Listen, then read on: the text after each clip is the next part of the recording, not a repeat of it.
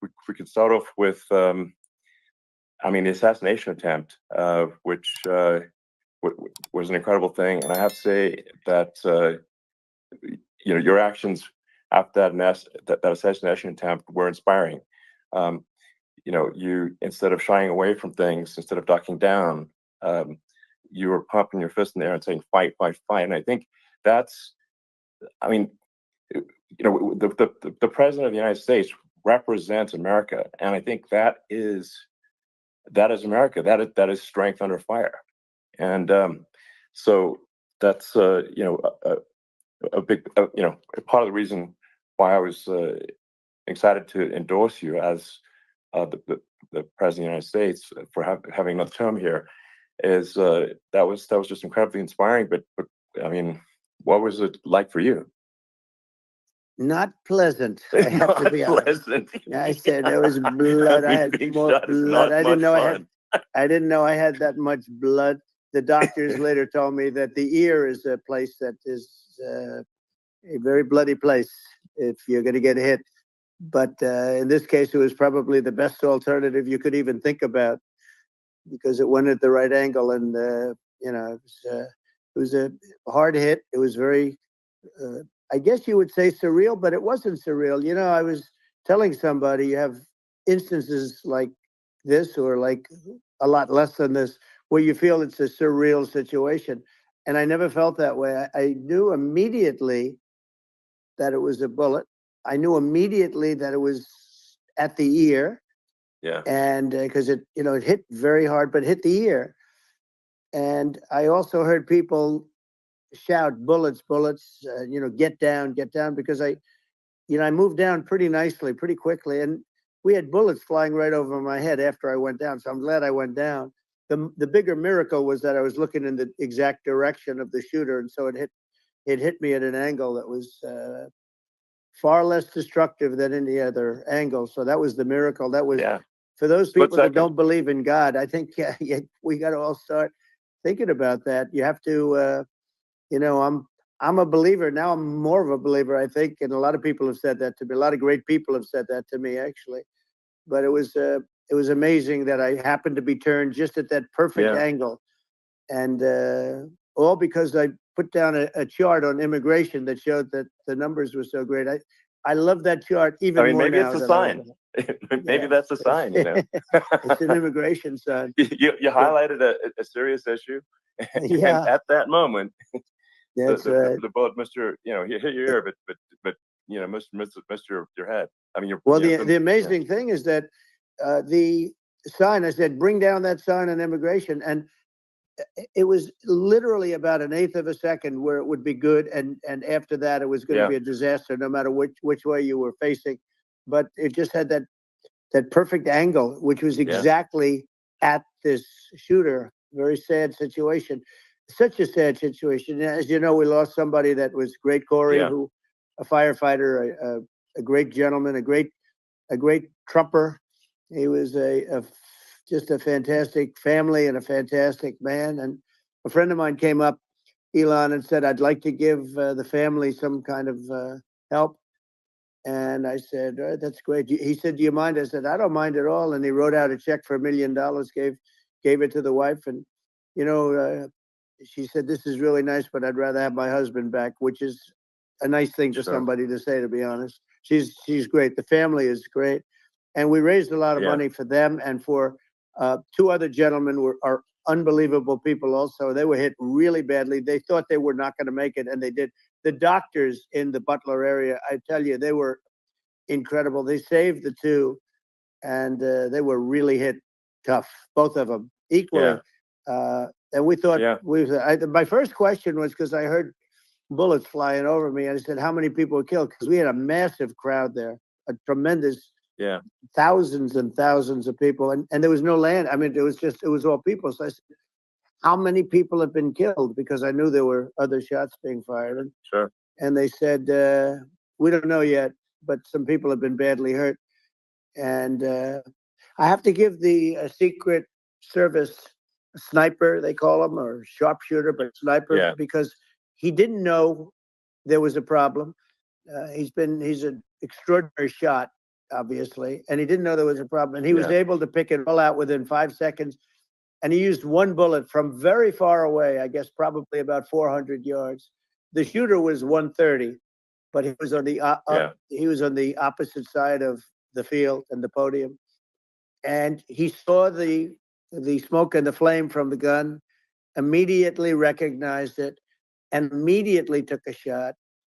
And it was one perfect shot from very far away. And if he didn't do that, Elon, he would have. I mean, if he would have, a lot more people could have been badly hurt and killed. So I have to take my hat off to him, because that's also a surreal. You know, he's been with them for 23 years, and he's never had anything like this. And all of a sudden he has to act, and it's a very tough thing to act and to be shooting somebody. But he saw the gun, saw the smoke, saw the flame from the gun, very far away. I obviously has very good eyes. He's got very good vision, which I assume you have to have in that particular work. But he took aim very quickly, and they say it was approximately 5 seconds from long range, one bullet.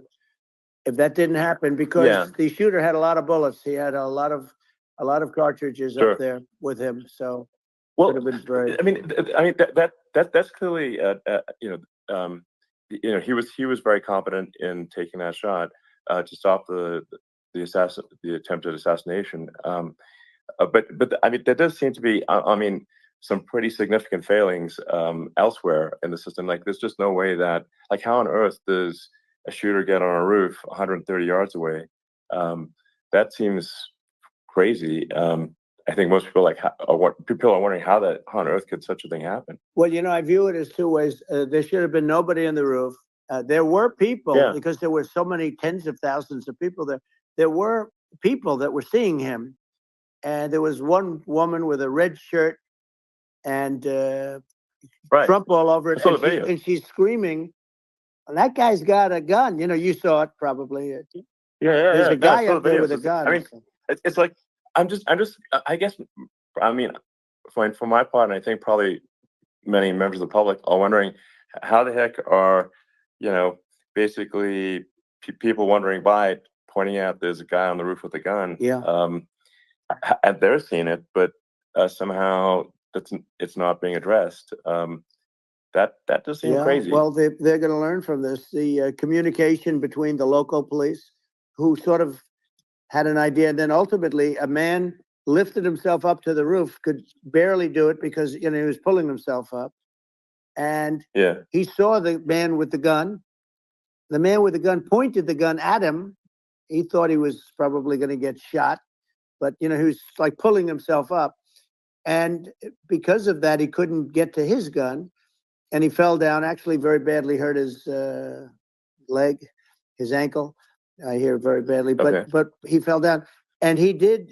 From what I understand, he did say, "There's a guy up there with a gun," and the shooting started very quickly after that. I think it forced the shooter to go maybe quicker. He was supposed to be a very good shot. My sons, Don and Eric, they can't believe what happened, but they said from 130 yards, a bad shot would hit that target almost every time. They said it's like in golf, sinking a 2-foot putt. Yeah, it's not a tough shot. It's not a long shot. The Secret Service person had the long shot. He had triple the distance, actually. So it was a terrible thing.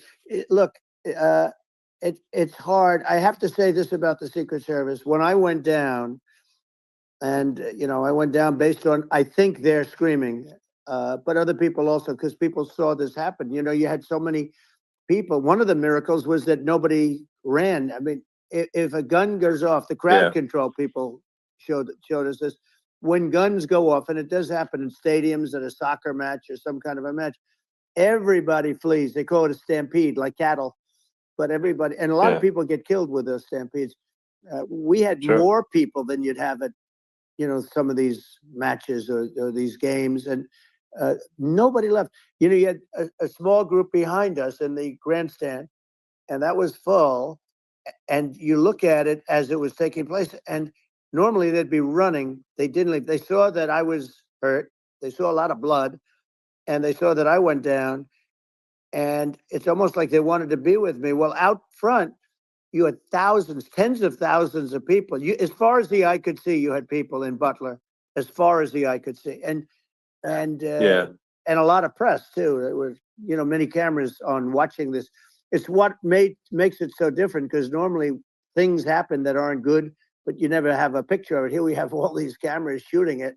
So, sort of amazing. But one of the interesting things was that you didn't have anybody flee. You didn't have anybody stampede. Sure. Nobody. And there were some people behind me, they stood up and they're looking like, I mean, I'll tell you, you want to have them in a foxhole with you. I want to meet some of those people, because it's so different from what you heard. But so I was down, but the Secret Service guys, there were bullets flying right over my head. You could hear them go whizzing. And these guys came jumping on top of me, and a young lady, Kate, would jump. They moved so fast, and let me tell you, that took tremendous courage. Now, there was a lack of coordination.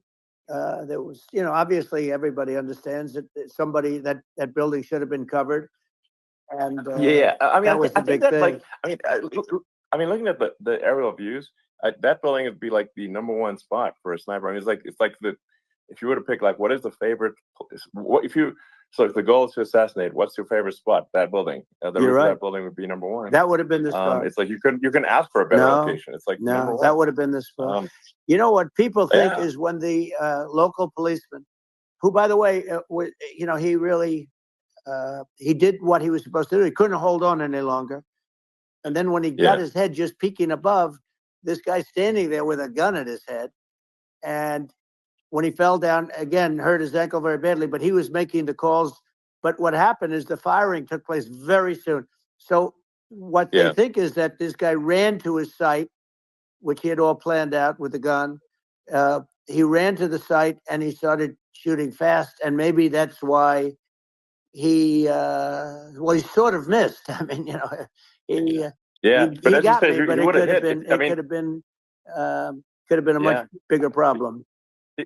But he totally would have hit if you hadn't turned your head. So, like, there was it was a very near thing. It was a miracle. If I hadn't turned my head, I would not be talking to you right now. As much as I like you, exactly, I would not. I would not be talking. Maybe talking to me from another realm, perhaps. Yeah, that's right. We'd be talking from a different place. But it was a very terrible experience. The Butler Hospital, they did such a great job.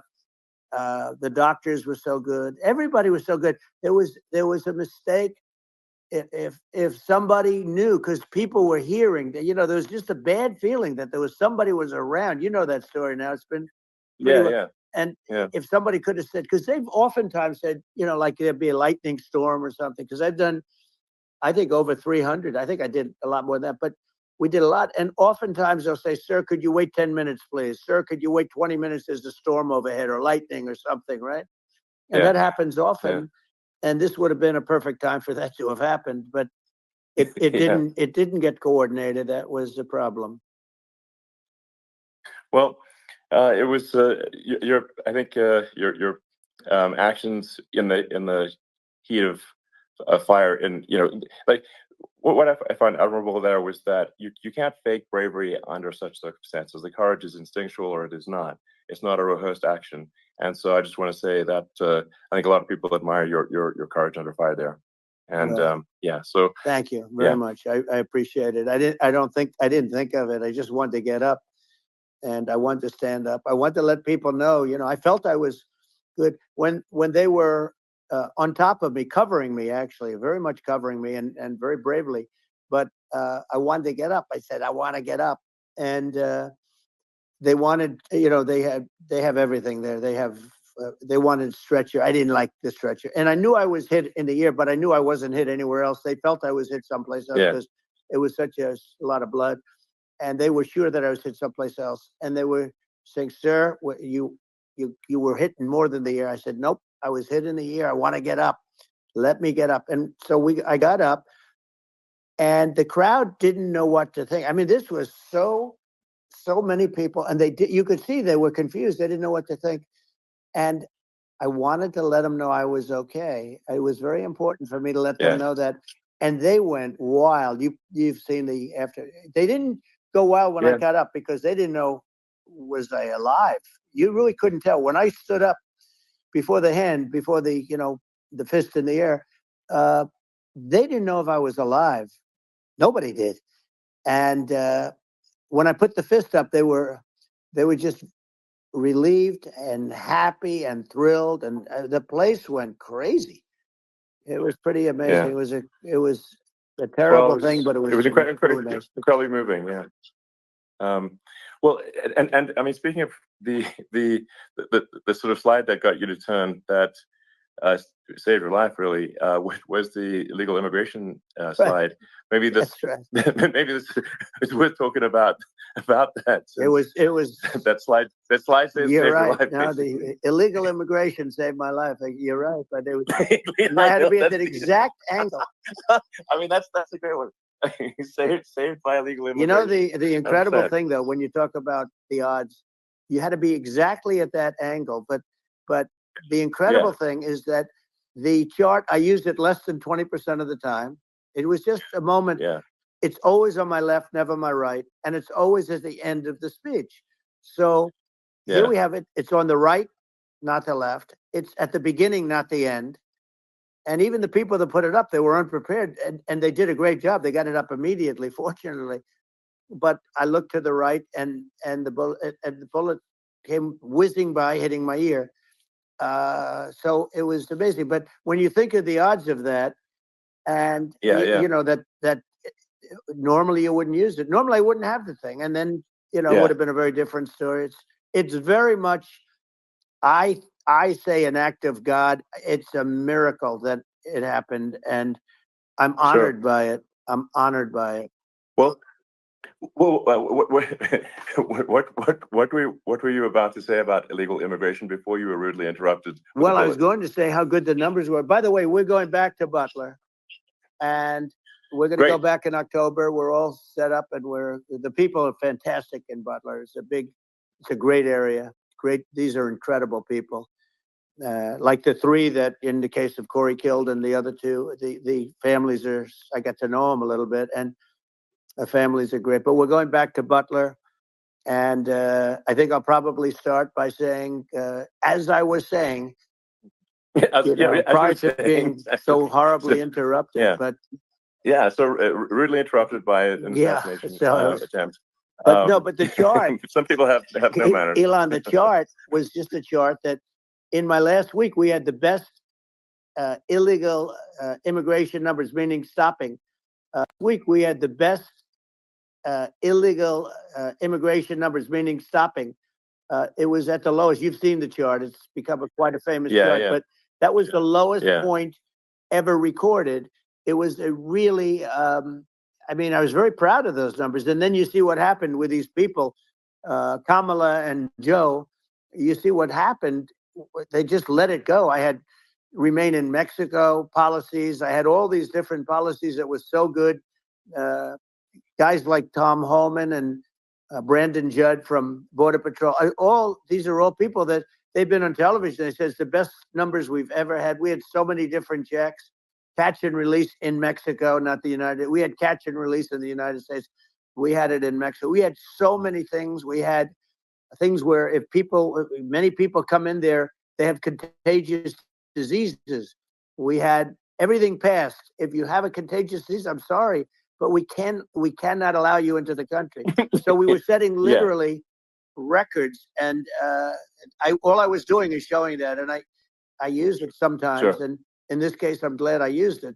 I can tell you that. But they were fantastic numbers. But I'm going to sleep with that chart always. I'll be sleeping with that chart. That chart was very important for a lot of reasons. Well, I mean, would it be accurate to say that you're supportive of legal immigration, but we also need to shut down illegal immigration, and especially unvetted illegal immigration, because and that's not the same as saying that everyone who's an illegal immigrant is bad. In fact, I think most people who are illegal immigrants are actually good, but you can't tell the difference unless there's a solid vetting of who comes across the border.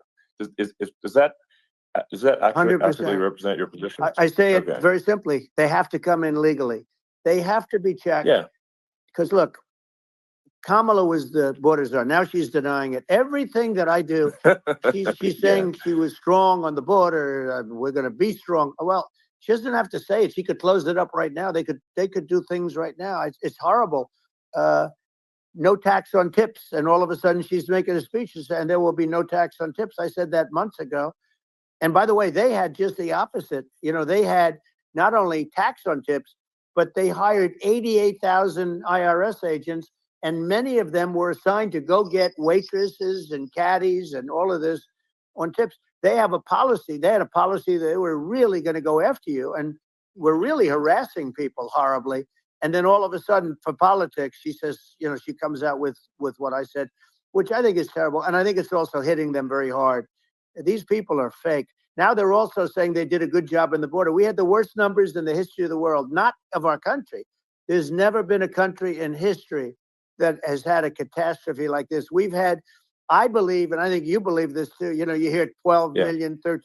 I believe it's over 20 million people came into our country, many coming from jails, from prisons, from mental institutions, or a bigger version of that is insane asylums, and many are terrorists. And I'll tell you what, they're coming not just from South America, they're coming from Africa, they're coming from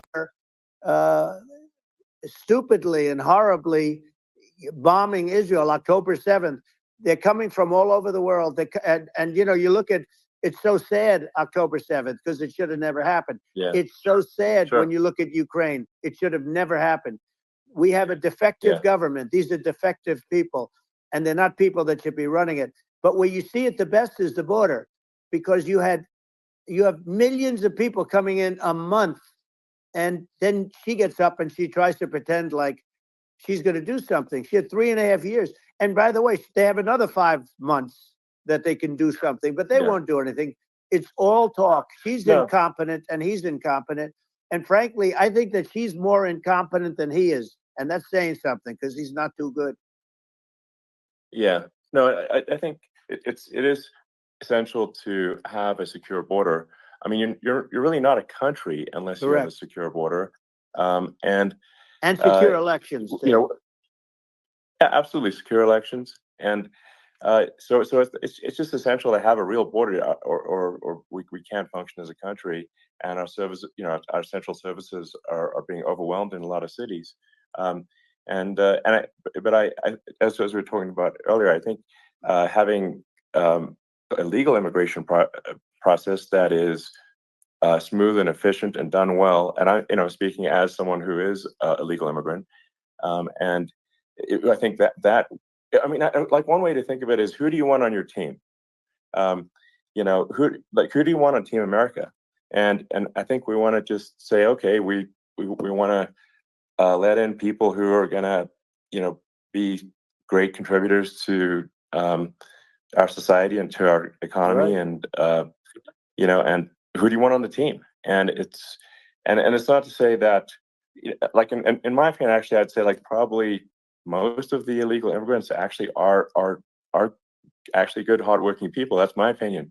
But some are not, and you just have this sort of adverse selection process where, you know, if somebody's you know, if somebody's like a, you know, has a career in theft or robbery, I don't understand what's taken them so long to get here, because we're such a target-rich environment. I mean, you know, why aren't more people who have a career in, you know, bad things coming here sooner? Because it's a piece of cake to go rob, you know, houses in LA or New York, compared to other parts of the world. And in a lot of places in America, if you try to stop the person who's robbing you, you'll be arrested. So it's right. I mean, what's happening with crime, and our police are so good, but they're not allowed to do their job. But I have to tell you, Elon, I hate to say, because it's such a downer to say it. I hate to say it. I hate it. But you have a lot of people that just shouldn't be. I think it's a much bigger number than you think. They're allowing, again, allowing people from their jails. And if you were running one of these countries where they're coming from, you would have had all of them. As an example, Venezuela, their crime is down 72%.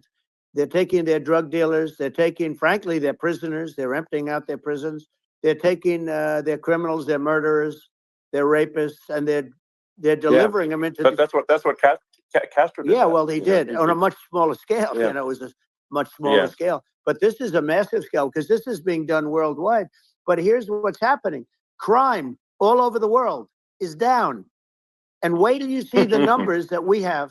This is migrant crime. This is crime that's going to be. Yeah. And I saw it today in New York where somebody was knifed, where they raped the girlfriend of a man that stood there watching in New York in one of the shelters, and started pulling out the knives, and bad things happened today. But this is happening every day. These are rough people. These are people that are in jail for murder and all sorts of things. And they're releasing them into our country. And they're telling them, if you come back, we're going to kill you. We're going to give you the death penalty or kill you. So they don't want to come back. But these are rough people. Yeah. These are criminals that make our criminals look like nice people. And it's horrible what they're doing. And she's in charge of it because, now she's trying to say she had nothing to do with it. And she's such a liar because she was called the border czar the first day, and it was on the headlines of every newspaper. She's the border czar, and she never even went there. She went to one location which had nothing to do with where the problem is. She went in and out, I guess, because she was getting a lot of pressure, but had nothing to do with the problem is. But she was the border czar, and people can't allow them to get away with their disinformation campaign. Now she's trying to say that she wasn't really involved, and the whole thing is horrible. She was totally in charge. She could have shut the border down without him. He didn't know what he was doing anyway, so he wouldn't have even known what happened. You could shut the border down. He wouldn't even know the difference. But the fact is that she was border czar. But if you don't have to call her that, the fact is you could just call her. She was in charge of the border, and the border was the worst ever. It's simply not working. No, it's horrible. Whether it's a question of intention or competence, either way, we don't have a secure border, and we have people streaming over like it looks like a World War Z zombie apocalypse at times. And sometimes you got to sort of wonder, like, is it real or not? So because you see things, you're like, is it real? So I went to the border at Eagle Pass, and I saw for myself in Texas, and I was like, okay, it's real. I'm like seeing this in real time. I actually posted the video like just live. I just flew there one day and just to see, hey, is this made up or real? And I'm just seeing people stream across the border, and I have to say, at least the people that I saw did not look friendly. These are people can look at my video and say, hey, these people look friendly. I don't look super friendly. So these are people that Elon would not be the same man if he had to walk across the street and look these people in the eye. These are rough people. These are really rough people coming across. And I know rough people. And these are people that we don't want in our country. And, the caravans are coming in, and they're putting, and who's doing this are the heads of the countries. And you would be doing it, and so would I. And everyone would say, oh, what a terrible thing to say. The fact is, it's brilliant for them because they're taking all of their bad people, really bad people. And I hate to say this, the reason the numbers are much bigger than you would think is they're also taking their non-productive people. Now, these aren't people that will kill you. We have enough of them. But these are people that are non-productive. They are just not productive. I mean, for whatever reason, they're not workers or they don't want to work or whatever. And these countries are getting rid of non-productive people in the caravans in many cases. And they're also getting rid of their murderers and their drug dealers and the people that are really brutal people. And they're coming into our country at levels that have never been seen before. And I saw an ad just before I got on the air. I'm walking over here, and I saw an ad by Kamala saying how she is going to provide border security. Where has she been for 3.5 years? For 3.5 years, we have 20 million people for it. It's a terrible thing. I think this, frankly, I think this is a fundamental existential issue for the United States. And if we have another 4 more years of open borders, and it's going to be even worse with another 4 more years, it's going to be even worse than it's been for the past 3.5 years. I'm not sure we've got a country. You don't have a country left. Elon, if they get in, you will have 50 to 60 million people from all over the world, not South America only. You know, we think of South America, we think of Honduras and El Salvador, Guatemala, and Mexico, you know, the four. But it's not that. It's everywhere. They're coming in from everywhere.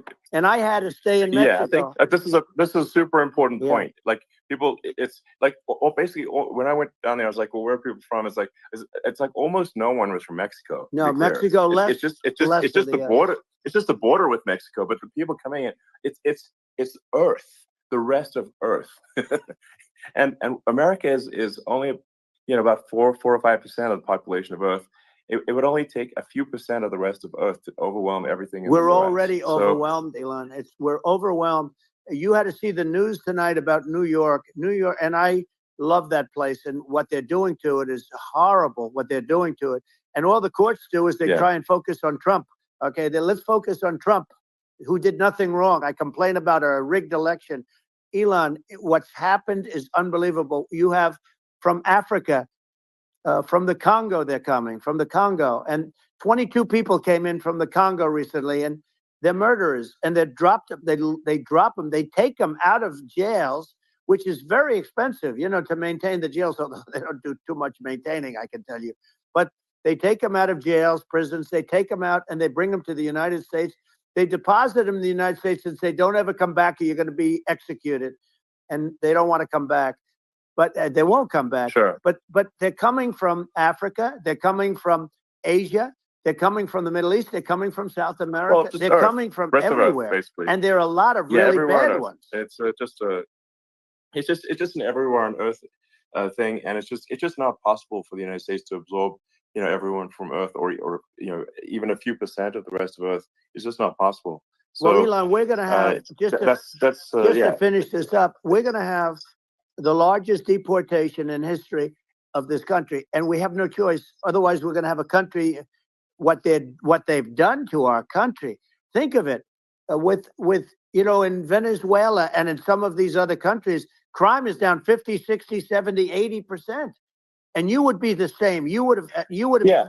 I'll tell you what. Venezuela has not gotten rid of all of them. They've gotten rid of about 70% of their really bad people. Their jails are about 50%. Put into the United States. The same with other countries. Sure. Some are at 30%, some are at 50%. They're all different. But the bottom line is they're all going to be at 100%. Why wouldn't you put 100% of it? And they're doing it right now while this third-rate phony candidate. Don't forget, I beat Biden. He failed in the debate miserably. And, some people said, oh, gee, it's too bad. It's too bad he did so badly, or I did well in the debate. The first night they said, wow, one of the people at CNN said that was the greatest debate performance I've ever witnessed. And then 2 days later, they didn't talk about that. They just said he was bad. But that's okay. That's the way I get treated, and I don't mind that at all. What I can tell you is this. We cannot have a Democrat. We cannot have her. She's incompetent. She's as bad as Biden in a different... Look, she hasn't done an interview since this whole scam started. And say what you want. This was a coup. This was a coup of a president of the United States. He didn't want to leave, and they said, we can do it the nice way, or we can do it the hard way. Yeah, they just took him out back behind the shed and basically shot him. What they did with this guy, and I'm no fan of his, and he was a horrible president, the worst president in history. And one of the reasons he was so bad, first of all, the Israeli attack would have never happened. Russia would never have attacked Ukraine, and we'd have no inflation. And we wouldn't have had the Afghanistan mess, if you think of it. Well, and we wouldn't have had Afghanistan. But we think of it. You take a few of those events away, and we have a different world. We would also have inflation was caused by oil. Yeah, no. I think you make an excellent point here, which is that when other countries can, that are thinking about invading or doing bad things, when they're thinking about that, they're thinking about, okay, what's the American president going to do? And do they fear the American president, or is there someone they do not respect and do not fear? And I think they would rightfully be. I mean, look at that the footage of the assassination. They're like, okay, President Trump is like, don't mess with me. I mean, that's like Whereas I think people are not going to be, and they obviously have not been at all intimidated by Biden, and they certainly will not be intimidated by Kamala. And you have to really think of that in the context of global security. That if the American president is someone that, like, evil dictators are scared of, that makes a huge difference to the security of the world. So I had a good relationship with Putin, despite the Russia hoax that lasted for over 2 years. Just a hoax created by Hillary Clinton and Adam Shifty Schiff, some just bad people, just sick people, frankly. I mean, Schiff is a sick person. He's going to end up probably being a senator. It's hard to believe. The whole thing is hard to believe. But, they put our country in danger with that stuff, too. They actually, when they make up stories, and you have to fight your way out of it for a long time. But I know Putin very well. I got along with him very well. He respected me, and it's just one of those things. And we would talk a lot about Ukraine. It was the apple of his eye. But I said, don't ever do it. Don't ever do it. I shut down Nord Stream 2. That was the big oil pipeline, the biggest pipeline in the world going all over Europe. I shut it down. Biden came, and then they say, I loved Russia. I was a friend of Putin, and I loved Russia. No. He actually said to me one time, he said, if you're my friend, I'd hate to see you as an enemy. I shut down his pipeline, the biggest pipeline. They were looking at that to fund. And this pathetic president gets in there. And the first thing he did, one of the early things he did, is he shut down Keystone XL pipeline, which is our pipeline that would have employed 48,000 people, pipeline workers, shuts it down. That was, a massive job that Obama refused to allow. Yeah. I allowed it in my first week because it was jobs and it moved oil. And by the way, in a much more environmentally friendly way. It's underground. It's not a truck that catches on fire or a train that catches on fire. But think of it. He shut down the XL pipeline, the Keystone XL pipeline. Yeah. He shuts that down and he approves the Russian pipeline. Yeah, it doesn't make any sense. It's inconsistent. Certainly, but I mean, I think it's just worth emphasizing, to listeners, the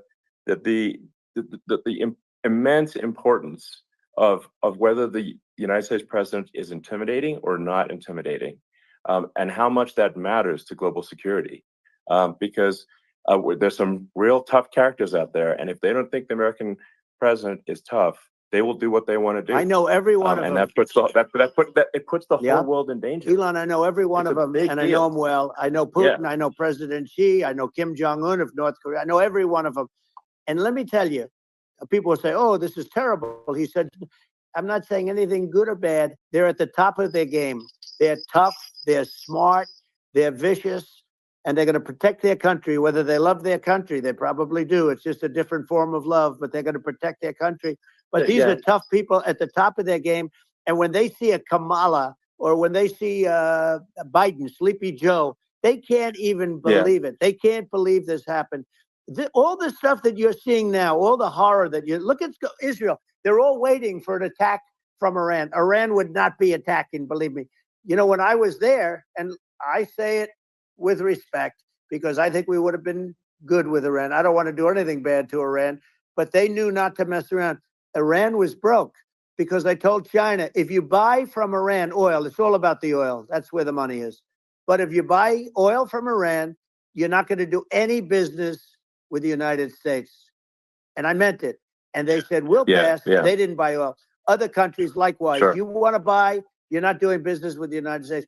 And they were at a point where they had no money for Hamas. They had no money for Hezbollah. They had no money for any of these instruments of terror.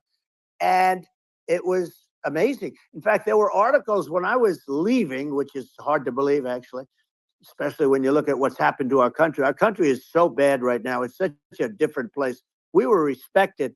Think of it. 4 years ago, we were so respected to a point where when I said don't buy oil, they didn't buy oil, but they had no money. And Israel would have never been attacked. It is zero chance. And again, I said to Vladimir Putin, I said, don't do it.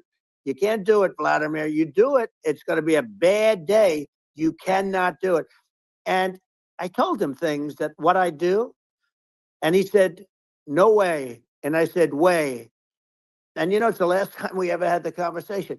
he would never have done. I got along well with him. I hope to get along well with him again. Getting along well with them is a good thing, not a bad thing. I got along well with Kim Jong-un. When I met with President Obama just before entering, it's a sort of a ritual. And I sat down with him and we talked. It was supposed to be for a very short period of time. It turned out to be a long period of time. I said, "What's the biggest problem?" He said, "North Korea." I had that problem worked out very quickly. It was nasty at the beginning with Rocket Man and all the different things. Yeah. But all of a sudden, I got a call. Those were some epic tweets, by the way. Yeah, they those were. Like they were absolutely... epic. Everything he said. He said that he has a red button on his desk. I said, "I have a red button on my desk too, but my red button is much bigger, and my red button works." And then I called him Little Rocket Man of Little Rocket Man. Anyway, here's the bottom line. All of a sudden, I got a call from him. And they said they want to meet. They want to meet me. And we met, as you remember, we met in Singapore. We met also in Vietnam. And I got along with them great. We were in no danger. But President Obama thought we were going to end up in a war, a nuclear war with him. And let me tell you, he's got a lot of nuclear stuff, too. Exactly. He's got plenty of nuclear. He can do plenty of damage. Yes. I mean, it's because, people like Kim Jong-un, they respond to strength, not weakness. Well, and he and I had a good relationship. Remember I met him and we walked onto his land. Nobody ever walked onto his land before. I walked onto. I wouldn't say let's bring up Secret Service again. I wouldn't say they were thrilled when I did that. I walked onto his land, and it was an amazing period. But we were not in danger with him because of me. I always say that we have enemies on the outside and we have enemies on the inside. We have some really bad people in our government and people that are controlling of the people. I mean, I'd mention names, but I really don't want to give them the credit. But we have some really bad, and I say they're more dangerous than Russia and China. If you have a smart president, a president that gets it, we are not in danger from those countries because they need us and they need our help. I mean, we forced Obama, if you think about it, Obama and Biden, and Bush to a certain extent, in all fairness, forced Russia and China together. And if you're a history student, the first thing you learn is you cannot let Russia and China align. But then they also got, if you take a look, Iran, and they have North Korea. That's, they call it the axis of evil. In the old days, you had the axis of evil. Here we have a modern day axis of evil. These are powerful countries, very heavy nuclear, which is the biggest threat. The biggest threat is not global warming, where the ocean's going to rise 1/8 of an inch over the next 400 years. And you'll have more oceanfront property, right? The biggest threat is not that. The biggest threat is nuclear warming, because we have 5 countries now that have significant nuclear power, and we have to not allow anything to happen with stupid people like Biden. Biden did something with Russia. There was no chance of him ever going in. And when I left, and then after I left, they started forming big armies on the border with Ukraine, right?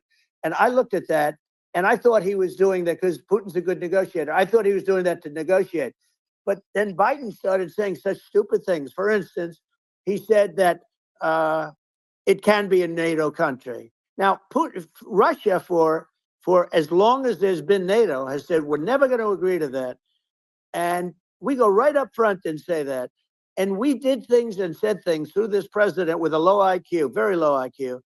He had a low IQ 30 years ago, by the way, but now he might not even have a IQ at all. There's nothing on the board that goes this low. He said things that were so stupid that war had zero chance of happening if I were there. Zero chance. He was saying everything the opposite. And it's so sad because many more people have been killed in Ukraine than you read about. You don't read about how bloody it is and how disastrous. Sure. Hey, look, just in the 2 armies, you lost 500,000 people. And Ukraine's having a hard time. Ukraine, I don't know if you saw the article recently, and it's true. You don't hear the true story. But if you think about it, Russia's gone, Russia defeated Germany with us, and they defeated Napoleon. They've been around a long time. They're a big fighting force. Yeah. So, and it's very unfair. And Ukraine now doesn't have enough men. They're now using young men and very old men to fight. And we're in a very bad position. And I'm not going to blame exclusively, but I can tell you, I could have stopped that. And a smart president could have stopped that. It wouldn't have happened. But we had a man that actually made it more prevalent. It was so bad. The words that he was using, the stupid threats coming from a stupid face that he was using. I said, this guy's going to cause us a war. He's going to cause us. And let me tell you, it can lead to World War III. That can lead to World War III. The Middle East can lead to. We have numerous places that could end up in a World War III right now for no reason whatsoever. No, I think you're right. I think people underrate the risk of World War III, and it's just when you're looking at the risk of global thermonuclear warfare, it's game over for humanity, and it's something that people have, I think, after the end of the Cold War, people have become complacent about, but they actually have forgotten that there are currently a lot of nuclear missiles that have targeting parameters for the United States from 100%. Other countries. And one of the things we're going to do is we're going to build an Iron Dome over us. Israel has it.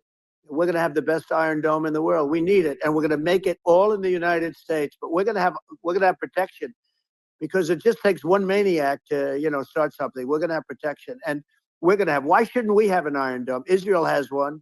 Some other places have one that nobody even knows about, frankly. But Israel has it. We're going to have an Iron Dome. But with all of that being said, to me that's so important, the most important. But with all of that being said, the election's coming up, and the people want to hear about the economy and the fact that they can't buy groceries because they don't have enough money to buy groceries. The inflation has killed them. Food prices are up 50, 60, even 100% in some cases. And this stupid administration allowed this to happen. And it's a shame. And that's the thing that people most care about, in my opinion. They care about the border a lot. And we discussed the border at great length. It's nice to have a forum like this where I can discuss something at length. And by the way, you think Biden could do this interview? Do you think that Kamala could do this interview? They would take a pass on you. No, they could not. So they don't need Elon. They don't need Elon screaming out questions. It's pretty sad when you think that somebody that does this for a living can't answer a question or is afraid to do an interview. And in her case, with a very friendly interview, she's got all friendly interviewers. It's pretty sad. Yes, absolutely. But the big thing now is the economy, Elon. And as much as I mean, I view nuclear as the single most important thing, but a lot of people don't understand that. But it doesn't have to. If I understand it, that's all you need. Because if I was president, you're not going to have that kind of a problem. But the thing that they really is making them angry is what Kamala and Biden have allowed to happen to the economy. It's a disaster with inflation. The inflation, it doesn't matter what you make. The inflation has eaten you alive. If you're a worker or if you're just a middle income person, you can't afford. 4 years ago, 5 years ago, people were saving a lot of money.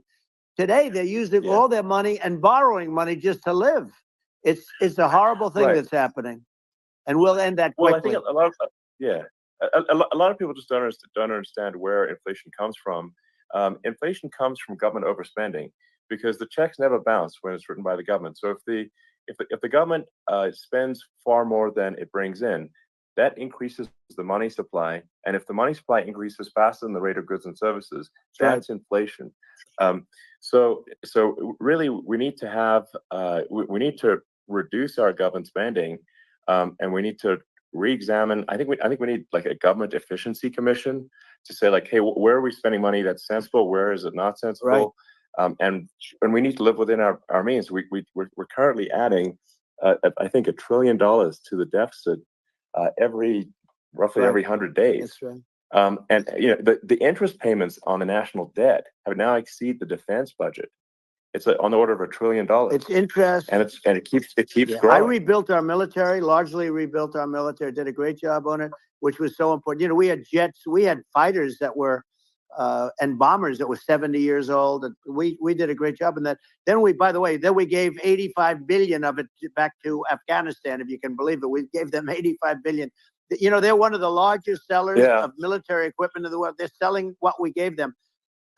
That was one of the most embarrassing days in the history of our country. But if you think about, let's go back to the economy. We have to bring energy prices down. Energy started at the price of gasoline. Now your cars don't require too much gasoline, so you have a good, and you do make a great product. I have to say, I have to be honest with you. That doesn't mean everybody should have an electric car, but these are minor details. But your product is incredible.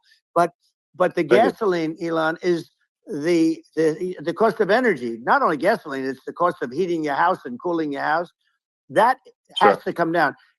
It's gone up 100%, 150, and 200%, and that has to come down. When that comes down, and we're going to drill, baby, drill. They stopped drilling, and then they went back to drilling because they went back to the Trump policy. But if they won the day after they get into office, this country will go out of business because they're going to go to an energy policy that's not sustainable. Wind and different things. You're not going to have anything. And I know you're a big fan of the AI, and I have to say that AI, and this is shocking to me, but AI requires twice the energy that the country already produces for everything. So we're going to have to build a lot of energy if our country will be competitive with China, because that's our primary competitor for this on the AI.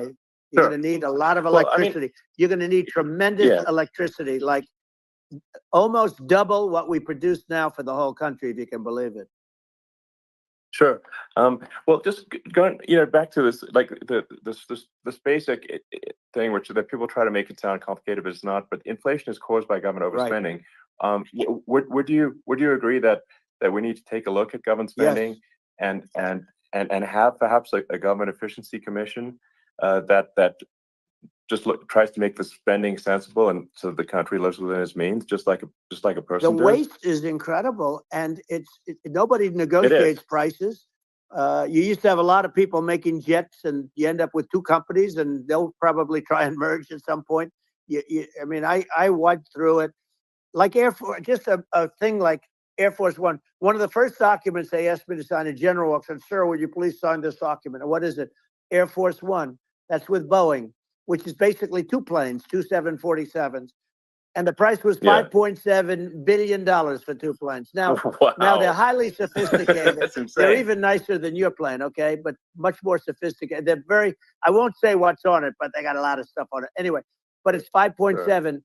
That's a crazy number. It's a crazy number. But I said, I'm not going to pay 5.7. I'm not going to do it. I said, who made the deal? Obama and his people. I said, well, then I know the deal's no good. I'm not going to do it. And over a course of about 4 weeks, by my saying I'm not going to do it, I got the price reduced by $1.6 billion for the exact same plane, other than we had a nicer paint job, if you want to know the truth. But for the exact same plane, I saved one. And I said to Boeing, man, you guys must make a lot of money if you can reduce the price by that. But now what I do hear is that they're going back to the Biden administration and wanting big cost overruns, because they see these dopey suckers in there, and they'll end up getting some of the money back. But I shaved it by $1.6 billion for the exact same plane. And you can now take that and multiply that out times thousands of other items. Multiply it by the numbers are astronomical. I agree with you. Well, I mean, I think it would be great to just have a government efficiency commission that takes a look at these things and just ensures that the taxpayer money, the taxpayers' hard-earned money, is spent in a good way. And I'd be happy to help out on such a commission. I'd love it if it were formed. Well, you're the greatest cutter. I mean, I look at what you do. You walk in and you just say, you want to quit? They go on strike. I won't mention the name of the company, but they go on strike, and you say, that's okay. You're all gone. You're all gone. So every one of you is gone, and you are the greatest. You would be very good. Oh, you would love it. But, if you look at Argentina. Well, I'd be happy to help by the way, out. congratulations. I just looked at the number of people that are listening to you and I chat. We'll call it a chat. But congratulations. This is very good. I mean, it's great. And you're an interesting character. The new head of a place called Argentina, and he's a big, he's great. And he's a big MAGA fan, that he ran on MAGA. And he took it to an extreme too. He ran on MAGA, and I hear he's doing really a terrific job. It's called Make Argentina Great Again. It worked out perfectly. He came in, he bought a lot of hats, he brought everything, but he's doing a big job. He really cut. And I'm hearing they're starting to do pretty well. Inflation's getting down. You know, they had like 2,000%. Exactly. They had inflation like not normal inflation. They had the real deal.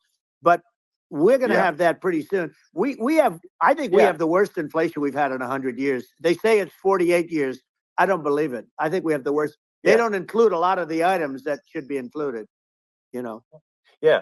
Well, it's just from government overspending and not spending taxpayer money effectively, and having, you know, just like so many departments you can't even name them all. And what Milei is doing is, you know, he's cutting government spending. He's simplifying things. He's having, you know, putting in regulations that make sense. And Argentina overnight is experiencing a giant improvement in prosperity, but it's also a lesson for the United States, which is that Argentina used to be one of the most prosperous countries in the world. You know, in the 30s, 40s, and because of bad government policy, it ruined the country. And if you take Venezuela, for example, Venezuela should be incredibly prosperous. They have, you know, phenomenal reserves of everything, oil, everything, and it should be prosperous. But if the government's wrong, it impoverishes the people.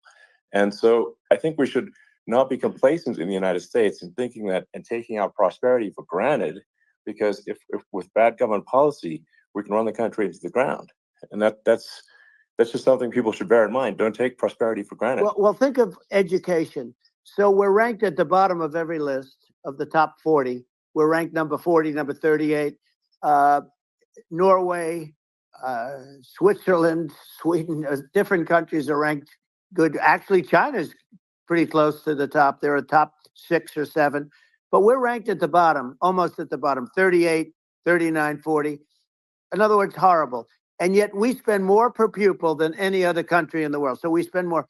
And what I'm going to do, one of the first acts, and this is where I need an Elon Musk. I need somebody that has a lot of strength and courage and smarts.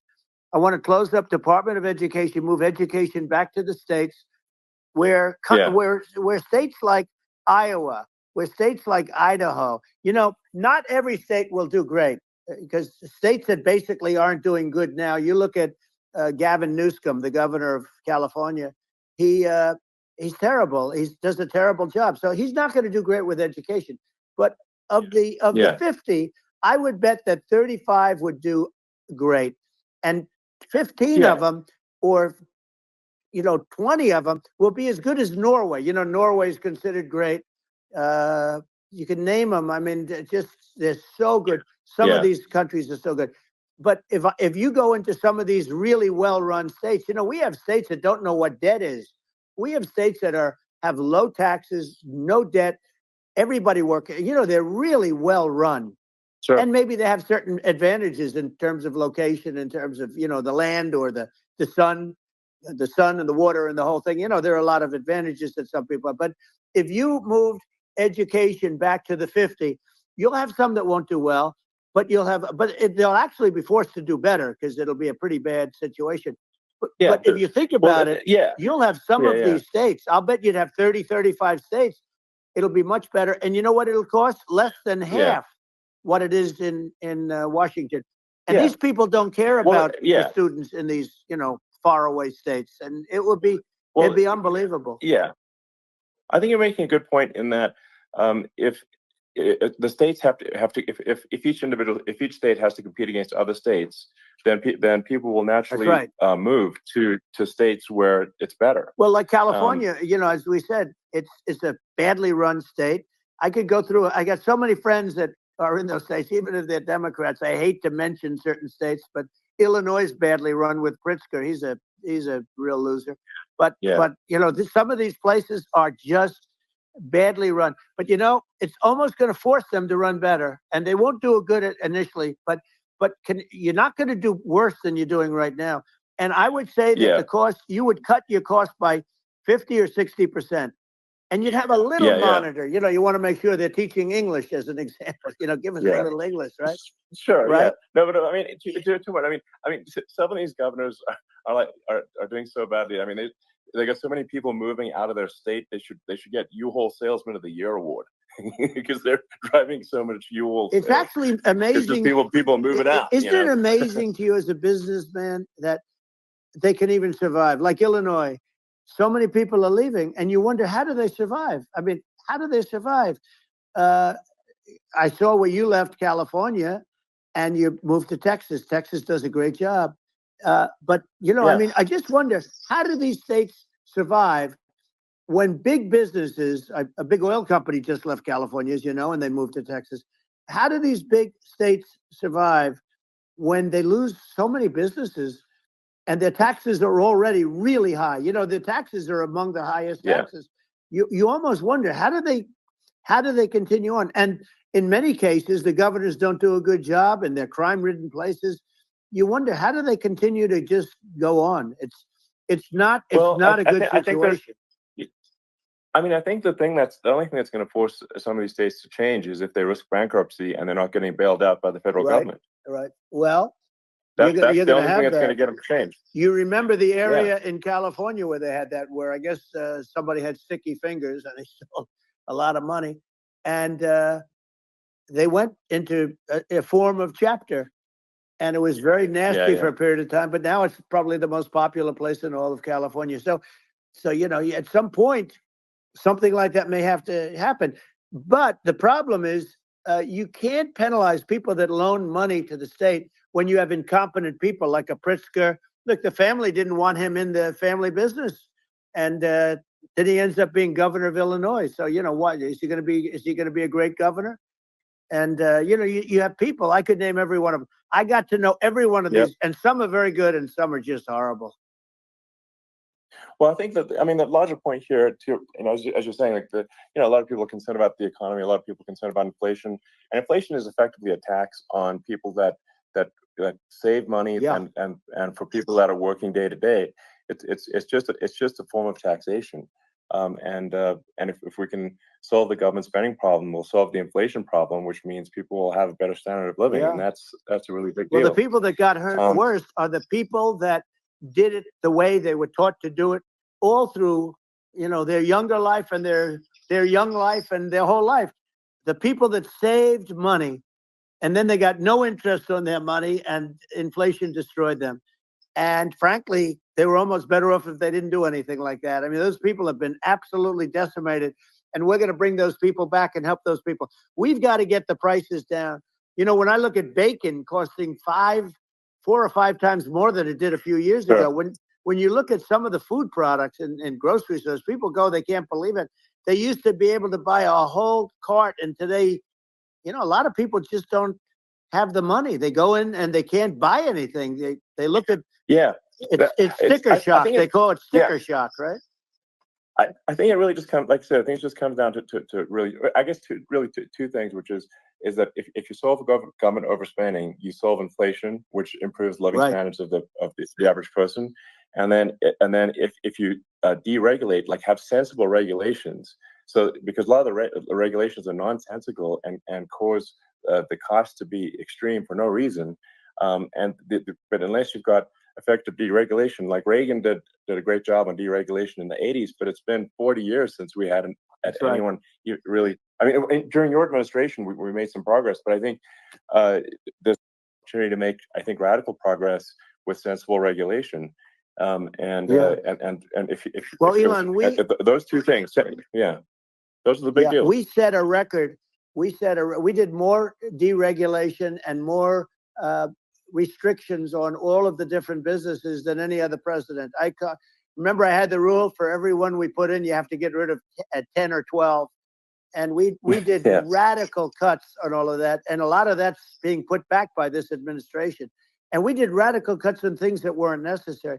But we were all set. We had the best economy ever maybe in the world. And then what happened is COVID came in, and we had to focus on that, and nobody knew what it was. And I always say I got good marks on economy, good marks on military. We knocked out ISIS. We did so many different things. We rebuilt. But, I never got the credit that we really deserved on what we did with COVID. We never got the credit, but we were. If had that not happened, a gift from China, from Wuhan, came in from Wuhan, the Wuhan labs, and I always said it, and it turned out to be right. But had that not happened, we were set to start reducing debt. We were going to reduce taxes further. I gave the largest tax cuts, and we were going to reduce taxes still further for middle income people, not only businesses. But we did it for businesses because they're the ones that's why we had the great job numbers. But we were set to really start reducing debt. And, we're sitting on the biggest pile of liquid gold anywhere in the world, bigger than Saudi Arabia, bigger than Russia. And we were going to drill, and we were going to make so much money. We were going to supply Europe with oil. I had stopped the Russian pipeline, and we were going to supply them with oil and gas. We were going to make a fortune. And then the COVID came in, and we really had to divert. Then what happened is when they came in, we kept a lot of businesses alive. If I didn't do what we did, we would have had a 1929 type depression.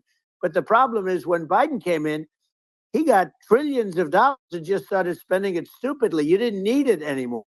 We got over that bad period where everybody was dying and it was just not a good period. Interestingly, during his administration, many more people died during his administration of COVID than during my administration, and we really got the brunt of it. But people don't realize more people died during his administration than ours. But it diverted us from doing what I wanted to do. But we had the greatest for almost 3 years.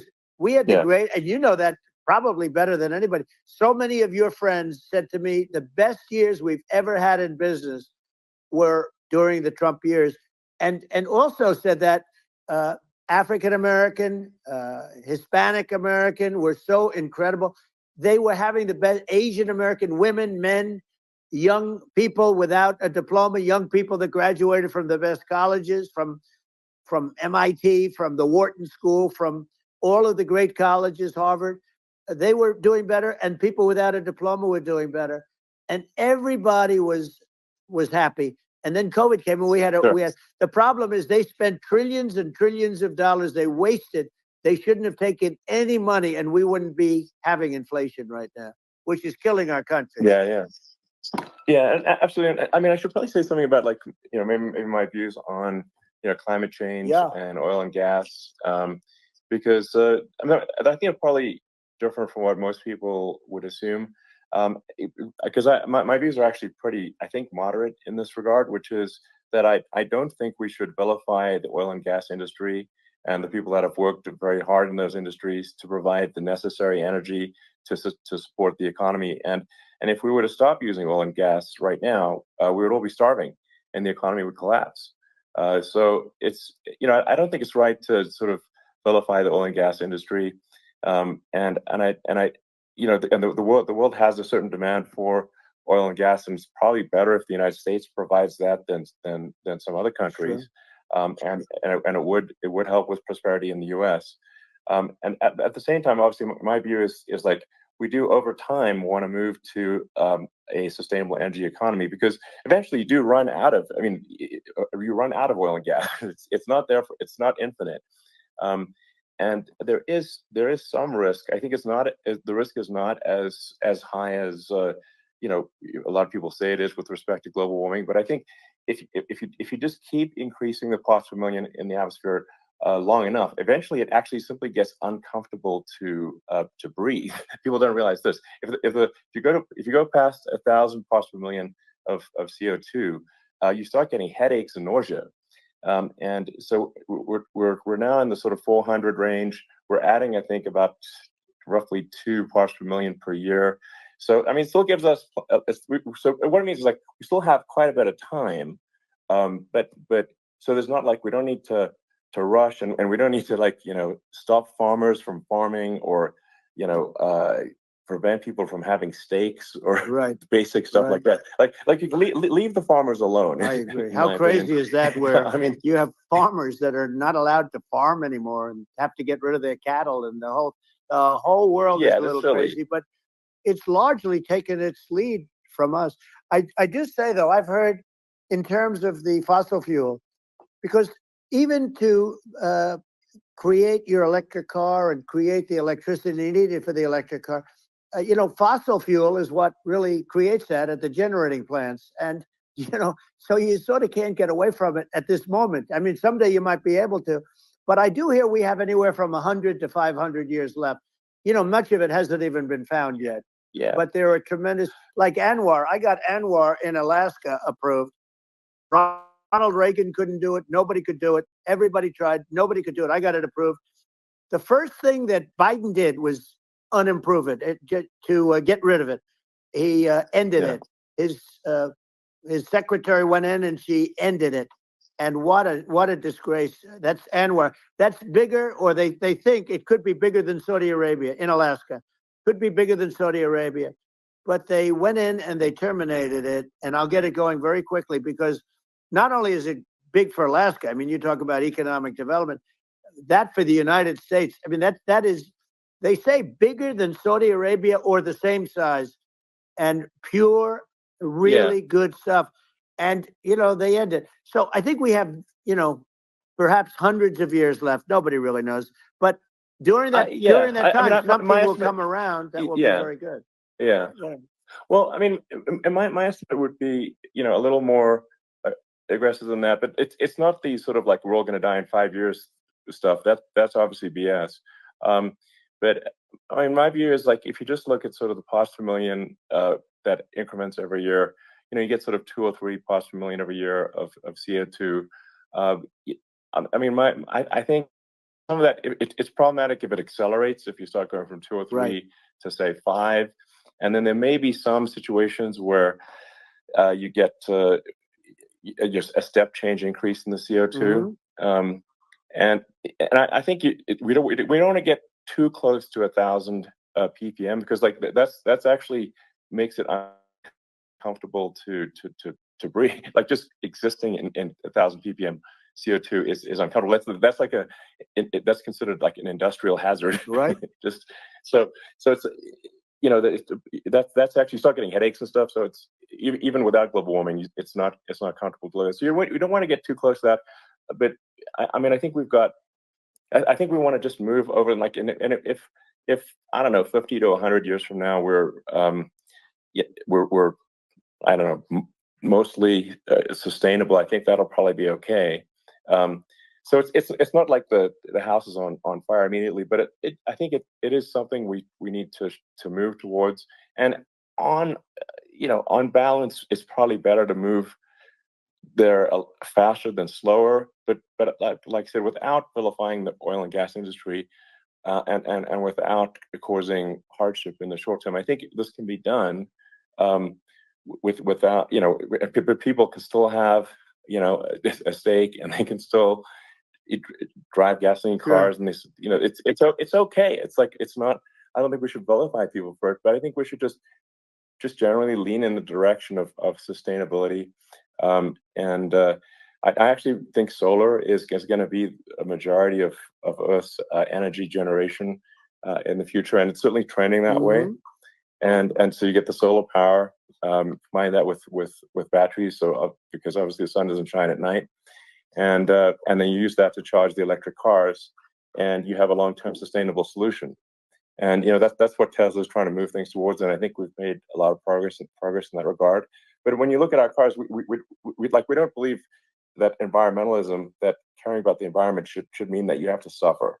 So we make sure that our cars are beautiful, that they drive well, that they're fast, they're sexy. I mean, they're cool. In fact, literally, I mean, the sexy joke, Model S, Model 3, Model X, and Y spells out sexy. It's probably the most expensive joke out there.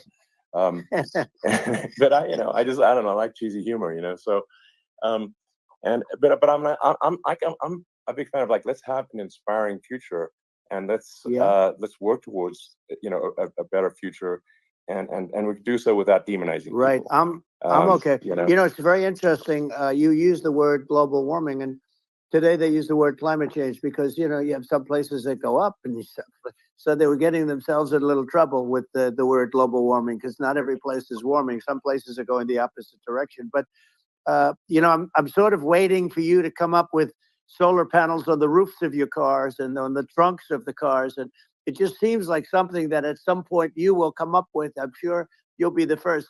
But it would seem that a solar panel on the roofs, on flat surfaces, on certain surfaces might be good. Yeah. At least in certain areas of the country where you have the world, Sure. where you have the sun. But I would think, and I have no idea because that's not my world, but I would think that this would be something that would be interesting. But the one thing that I don't understand is that people talk about global warming or they talk about climate change, but they never talk about nuclear warming. And to me, Sure. that's an immediate problem because you have, as I said, 5 countries where you have major nuclear and probably some others are getting there, and that's very dangerous. That's where you need a strong American president because you don't want to have this proliferation. But you have 5 countries and getting more. China is much less than us right now, but they're going to catch us sooner than people think. They're way lower. Russia and us are number 1, and we're sort of tied. And China is far behind, but they're developing at a level that you're not surprised to hear very fast. They'll end up catching up, maybe even surpassing. But to me, the biggest problem is not climate change. It's not, and everything's a problem, but it's degrees. To me, the big problem is the nuclear power. The power of nuclear is so great. And when I talk about I'll prevent World War III, I will. But the truth is that you have to, because this is no longer army tanks going back and forth and shooting at each other. This is a level of destruction and power that nobody's ever seen before. Yeah, and actually, there's the bad side of nuclear, which is a nuclear war, very bad side. But there's also, I think, nuclear electricity generation is underrated. You're right. And it's actually, people have this fear of nuclear electricity generation, but it's actually one of the safest forms of electricity generation. It's just a huge misunderstanding. And if you look at the injuries and deaths, caused by, say, I'm not going to try to pick on coal mining, but just any kind of mining operation. Right. And there's a certain number of injuries and deaths per year. And you compare that to nuclear. Nuclear is actually way better. So it's underrated as an electricity source, and I think it's something that's worth reconsidering. But there's so much regulation that people can't get it done. So that maybe they'll have to change the name. The name is it's a rough name. There are some areas like when you see what happened in bad branding. Right, we'll have to rebrand it. We'll have to give it a good name. We'll name it after you or something. No, it has a branding problem. When you see what happened, it does have a branding problem. When you see what happened in Japan, where they say you won't be able to go on the land for about 3,000 years. Did you ever see that? And in Russia, where they had the problem, where they, there's a lot of bad things happened, and they have a problem. And they say that in 2,000 years, people will start to occupy the land again. You realize it's pretty bad. No, that's not true. But you're right about it. It's amazing. It's actually not that bad. So like after Fukushima happened in Japan, like people were asking me in California, are we worried about like a nuclear cloud coming from Japan? I'm like, no, that's crazy. It's not even dangerous in Fukushima. I actually flew there and ate locally grown vegetables on TV to prove it. And I donated a solar water treatment, a solar powered system for a water treatment plant. And but you haven't been feeling so well lately, and I'm worried about it. No, but I mean, I'm only kidding. It's fine, It's like Hiroshima and Nagasaki were bombed, but now they're like full cities again. So it's really not something that That's right. So it's not as scary as people think, basically. But let's see. I mean, are there some other topics we should touch on? Like lawfare. I think we need to be concerned about what they've done to this country. Obviously, yeah. Well, we just won the big case in Florida. This was a Biden administration did something that's never been done in this country, and that's go after their political opponent, me, with this nonsense and just nonsense. And the big case in Florida, we won, but they always pick a judge and a jury, and they use local DAs, they use the local attorney generals, like Fani, Fani, spelled Fani, Fani. And it's all a big hoax, and it's all run from there. Like in Manhattan, the one of the top people from the Justice Department went in, ran Manhattan, ran the state. The Letitia James deal was run by a person from the Department of Justice, Biden. They've never done this before, and they set up a very bad precedent. It's called lawfare, warfare. It's a terrible thing. Never happened in our country. It does happen in banana republics and third world countries, but it's never happened. And the incredible thing is it actually drove my numbers up because people see, fortunately I have a platform like you, or, in all fairness, like a conversation like this, where I can talk about it and people understand. I mean, you fight for election integrity and you end up getting indicted because you're fighting for election integrity. And when the day comes that you can't fight for election integrity, you don't have a country anymore. So what happens is they went after their political opponent, me. Now Biden's, close to vegetable stage, in my opinion. Okay, I looked at him today on the beach, and I said, why would anybody allow him? The guy could barely walk. Why would anybody allow him? Does he have a political advisor that thinks this looks good? He thinks this looks good because it looks so bad, and it's ridiculous. I mean, and he's been doing that for a long time. He can't lift the chair. The chair weighs about 3 ounces. It's meant for children and old people to lift, and he can't lift it.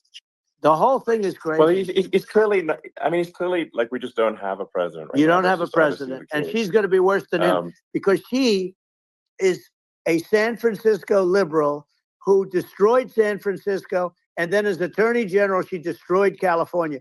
You talk about location, and we're talking about the sun and the water and all. There's nothing better than California. She has destroyed that. She was the original DA. She was the original in San Francisco. She was the original Attorney General in California. What she has done to California is, well, you know better than I do. You just left California for a lot of those reasons. And what she's done with crime, with cashless bail, where you kill somebody. I mean, we have states there you kill somebody and they let you out right away. I mean, you don't have to even put up, and then they never find the people unless they kill again, and then they let them out again. Our country is becoming a very dangerous place. And she is a radical left San Francisco liberal. And now she's trying to protect. Now she's looking like she wants to be more Trump than Trump, if that's possible. I don't think it's possible, but she wants to be more Trump than Trump. Yeah. I want a wall. I think that's, she wants to release all the prisoners that are in detention. And some of these guys are really bad. Right. That just came out today. She doesn't want to build the wall, even though the walls work. Walls and wheels. In your business, everything you do is obsolete, almost, well, not the tunnels, but everything is obsolete. Even your rocket ships, they're like a month later, they're obsolete. You find a better way to.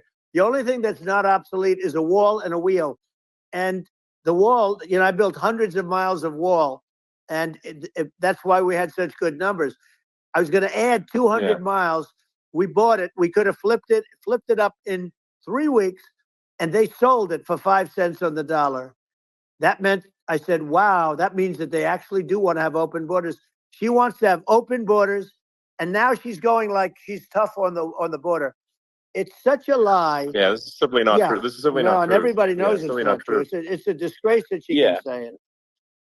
No, I mean, obviously, what's happening sort of overnight is they're rewriting history and making Kamala sound like a moderate when in fact she is far left, like far left. Worse than Bernie Sanders. She is considered more liberal by far than Bernie Sanders. She's a radical left lunatic, and if she's going to be our president, very quickly you're not going to have a country anymore. And she'll go back to all of the things that she believes in. She believes in defunding the police. She believes in no fracking, zero.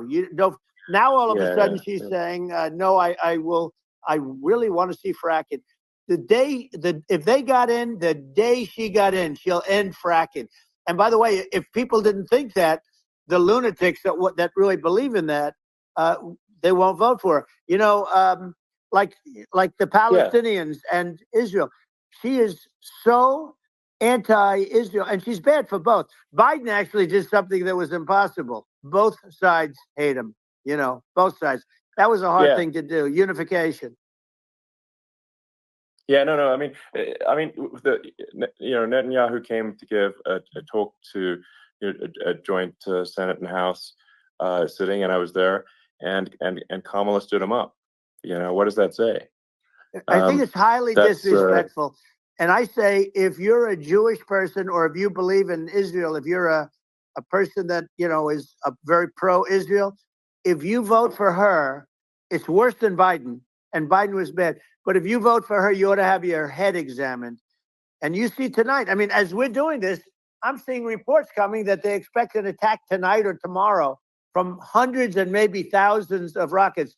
Their Iron Dome, as they call it, as we all call it, but their shield that they build, that can be swamped. We'll use the term that's appropriate, swamped. But they swamp it by shooting enough missiles. You know this better than anybody. By shooting enough missiles, they can't defend themselves. They just obliterate the whole place. And that's what some people think they're looking to do. And we have no leadership. There's no respect for the United States of America with these people. And I'm telling you, she'll be worse than him, because she's a believer in being radical left, and he wasn't. I think you're right. I mean, it's important for the public that may be listening to this to look at Kamala's track record, before the last month, and say, is that a track record you agree with? And I think if you're an independent moderate, you definitely would not agree with it, because it is her behavior has been far left, and we're seeing just an overnight propaganda attempt to rewrite history and make it sound like Kamala's moderate when she in fact is not moderate. Well, her running mate signed into legislation, tampons in boys' bathrooms. Okay, now that's all I have to hear. Tampons in boys' bathrooms, and that means she believes in that too. I mean, she picked this guy because he was the closest to her. A lot of people thought she'd pick sort of the opposite, but she picked an anti-Israel radical left person. But she is far worse, they say, than Bernie Sanders. If we have her as a president, if we have a Democrat at this moment as a president, I don't think our country can survive. I think it's a massive. I think we're in massive trouble, frankly, with the Kamala administration, and that's my honest opinion. And I think really it's essential that you win for the good of the country for this election, and I mean that's understating my opinion. Now, you may have seen this, but I got a letter from the EU Commission, saying, to not have disinformation on during this discussion that we're having, and there's a lot of attempts to do censorship and to force censorship even on Americans from other countries, and what do you think about that? Well, I know the European Union very well. They take great advantage of the United States in trade, as you know. We, through a different forum, NATO, we protect them. And yet, if you build a car in the United States, you can't sell it in Europe. You just can't sell it. It's impossible. The same thing with our farmers. Our farmers find it very difficult to do business. We have a deficit with them of $250 billion, which people don't know. It sounds so nice, the European Union, but let me tell you, they're not as tough as China, but they're bad. And I let them know it. And that's probably why they notified you. No, they don't treat our country well. We defend them, with Ukraine. So we're in for 250 billion, and they're in for about 71 billion, and they have the same size. If you add up the European nations that, in terms of an economy, it's about the same size, when you say, as us.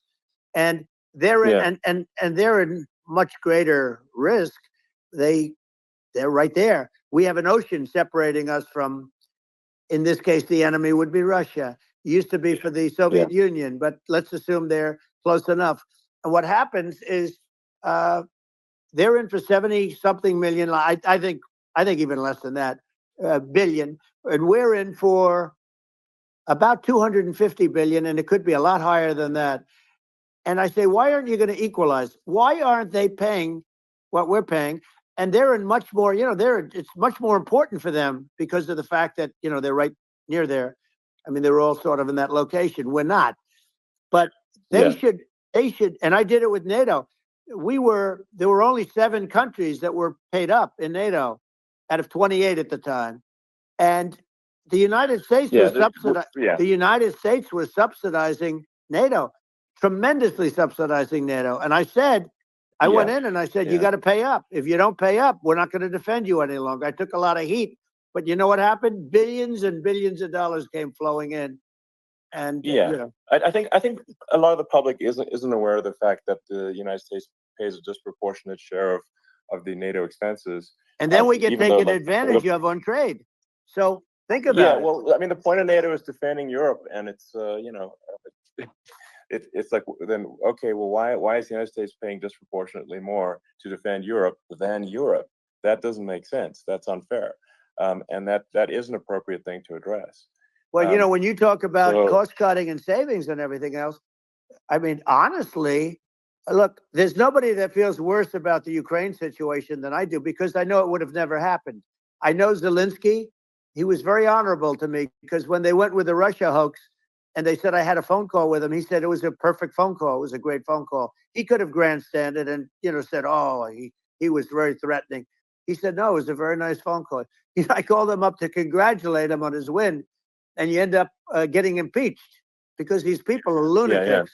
You know, I was talking about the difference from the people within and the enemies on the outside. In many cases, the people from within are more dangerous for our country than the Russians and the Chinas. If you have a smart president, you're not going to have a problem with them. You're going to do things. Yeah. Now, they've taken advantage of absolutely. us incredibly, but you're going to do things with the right person.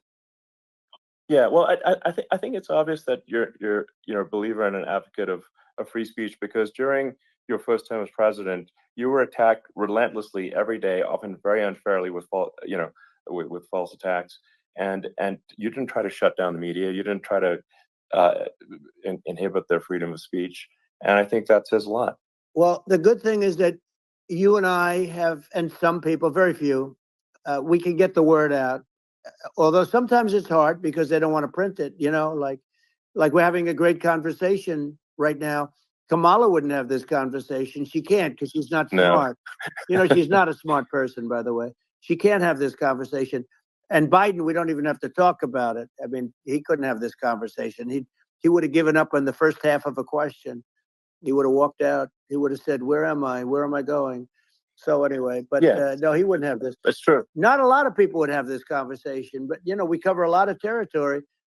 But the beauty is that you know, we can have a conversation, and I'm able to get it out without, because I get treated unfairly. This is a really big point. You can actually have a conversation with you. Yeah, it's nice, isn't it? And you can't have a conversation with Biden or Kamala. It's like it's not possible. That's this is like talking to an NPC. No. So it's just impossible. Well, but think of it. We need a man or person who's unbelievably sharp in order to stop all the nuclear danger and all the dangers that I'm talking about.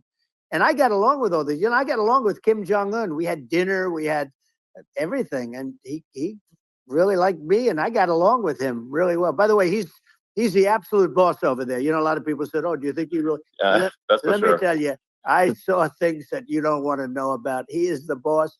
But we had a good relationship, and he doesn't like Biden. He considers him a stupid man. He said he's a stupid man. Well, at least he speaks his mind. But, you know, in this country, you're not sort of allowed to say it, but I guess you are. You should be allowed to say it if it's true. But we need smart people, and we need people that have an ability to lead. And she doesn't have that ability. Can you imagine? Now, you know Chairman Xi very well. Can you imagine her and him negotiating, or even standing together? It is, the whole concept is ridiculous. She is terrible. She's terrible. But she's getting a free ride. I saw a picture of her on Time magazine today. She looks like the most beautiful actress ever to live. It was a drawing. And actually, she looked very much like our great first lady, Melania. She didn't look like Camilla. That's right. But of course, she's a beautiful woman. So we'll leave it at that, right? Yeah, well, you know, maybe it's like, I think part of what, you know, people in America want to feel excited and inspired about the future. They want to feel like the future is going to be better than the past, and that America is going to do things that are greater than we've done in the past, reach new heights that make you proud to be an American and excited about the future. They want the American I think dream back. They want the American dream back, more important than anything else. It's like you don't have that today because the people, they've been just sucked. They see incompetent people running our, the Biden thing is very interesting. People just found him to be incompetent. And when I debated him, I was like, is this for real? It was. Yeah, it was just absurd. But I think there are like some grand projects that we could do. I mean, I think like we could build a base on the moon. We could send American astronauts to Mars. We could build high-speed connections that are more advanced than anything else in the world between our cities, so people have fast transport. It's possible to solve traffic with tunnels.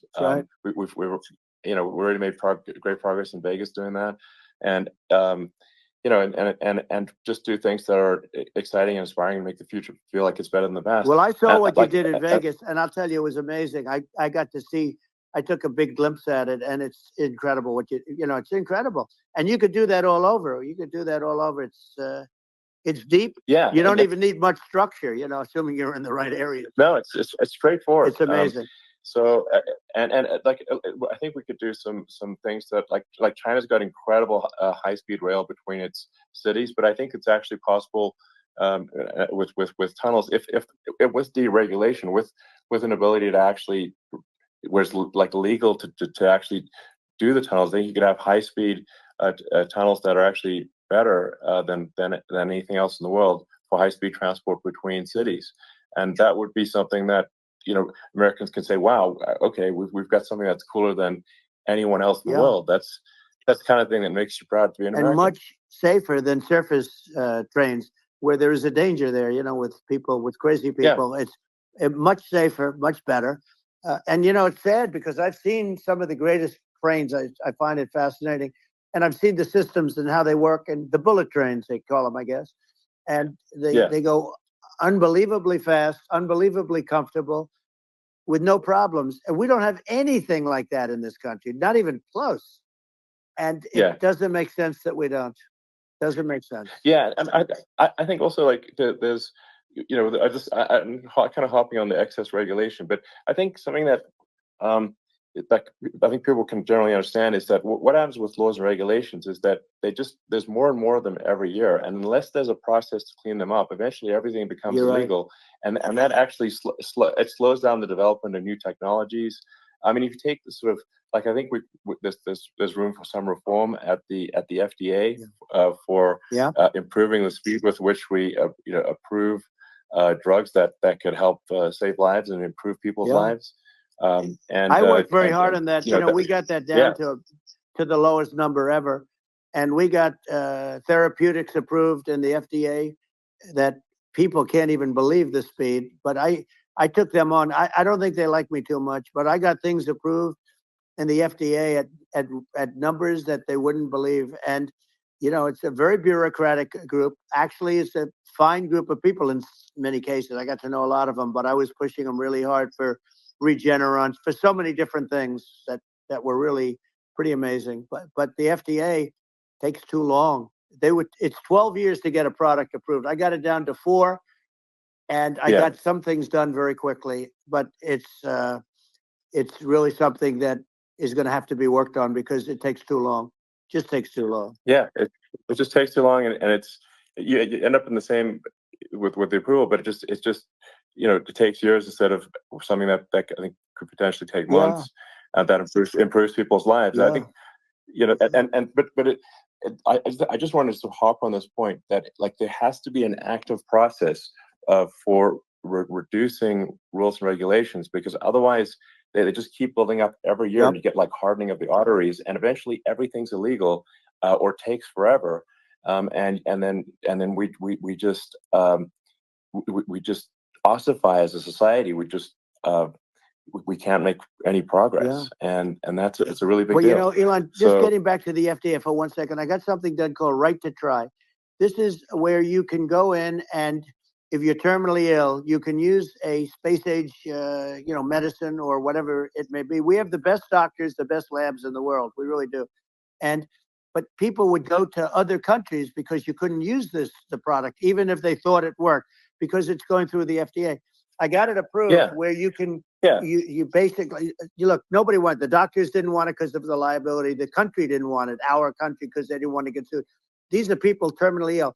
The insurance companies didn't want it, and the pharmaceutical companies, nobody wanted it. I got everybody into a room, and we came up with an agreement that you won't get sued.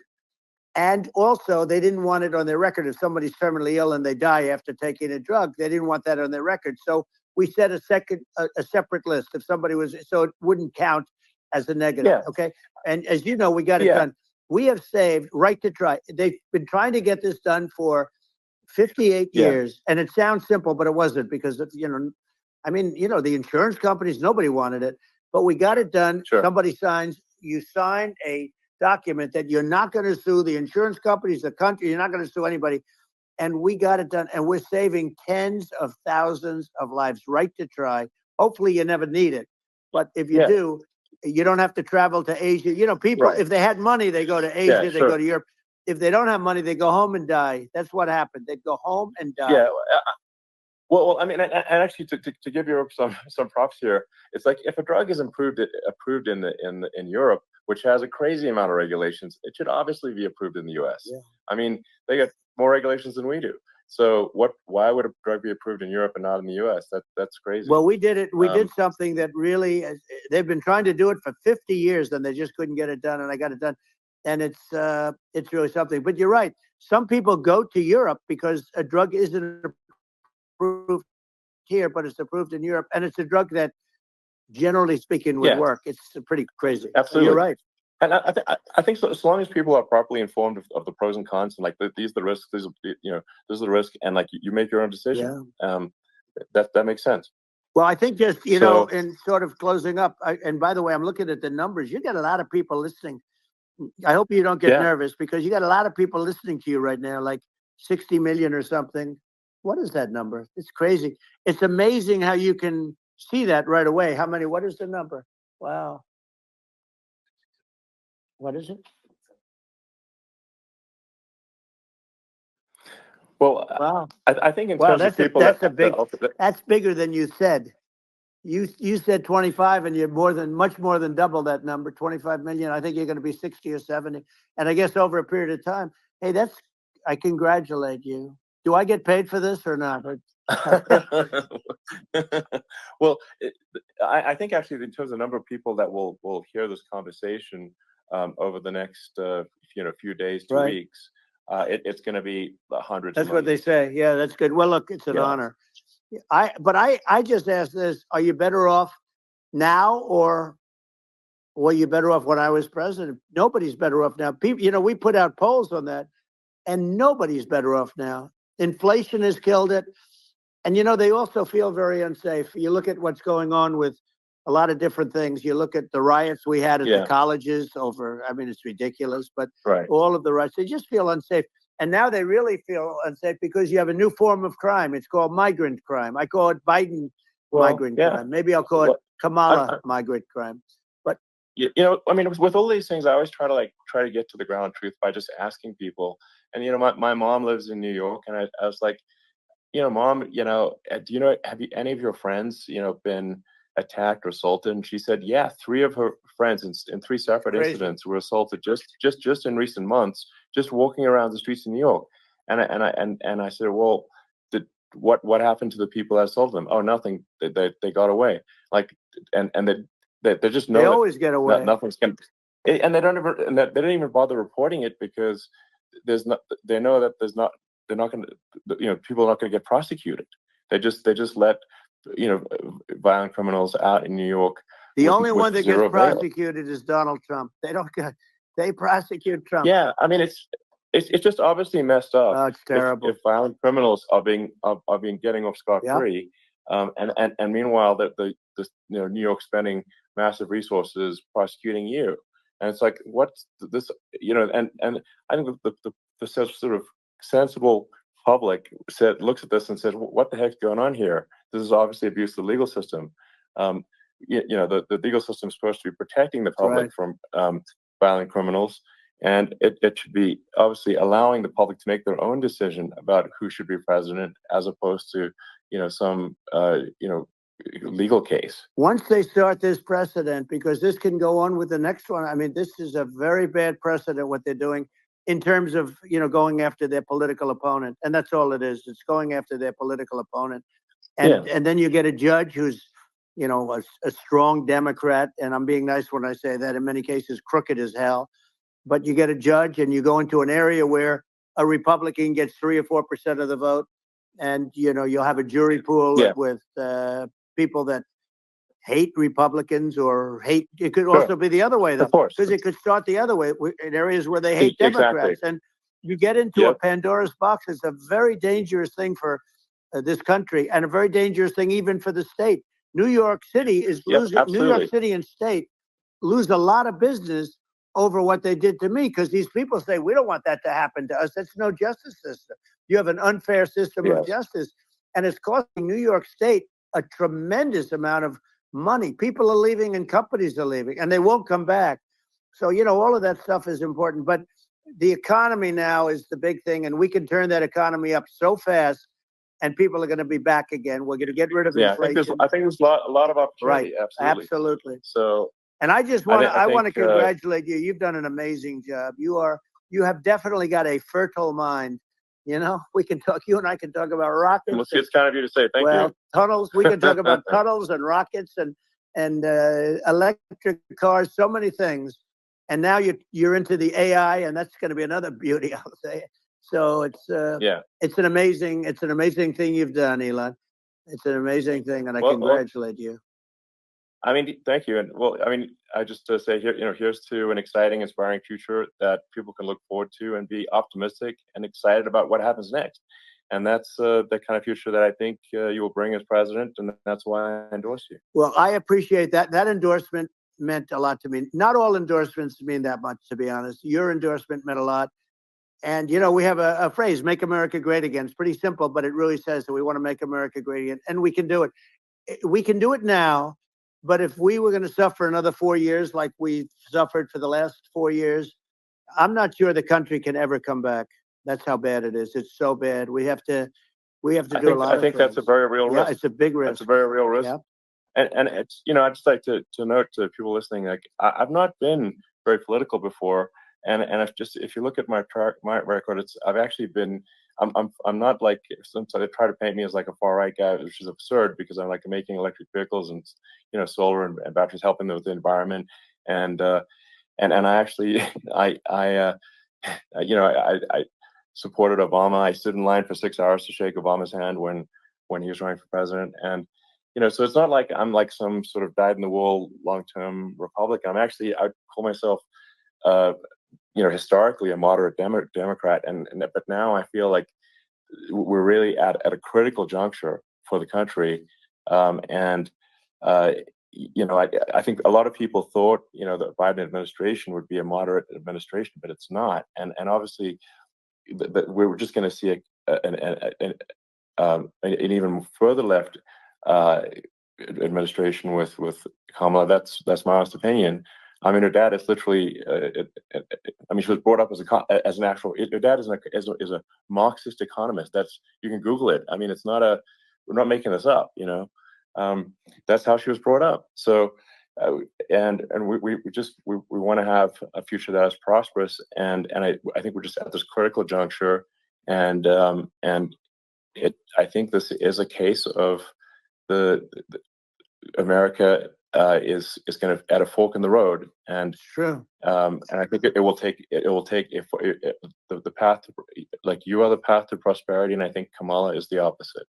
Then that's my honest opinion. I'm gonna get attacked like crazy, and I've also experienced quite a bit of lawfare myself, but I'm just trying to tell people my honest opinion, and I haven't been really active in politics before, and I'm just trying to point out that my track record historically is been moderate, if not moderate, slightly left, and so this is to people out there who are in the moderate camp to say, I think you should support Donald Trump for president, and I think it's actually a very important junction in the road, and we're in deep trouble if it goes the other way.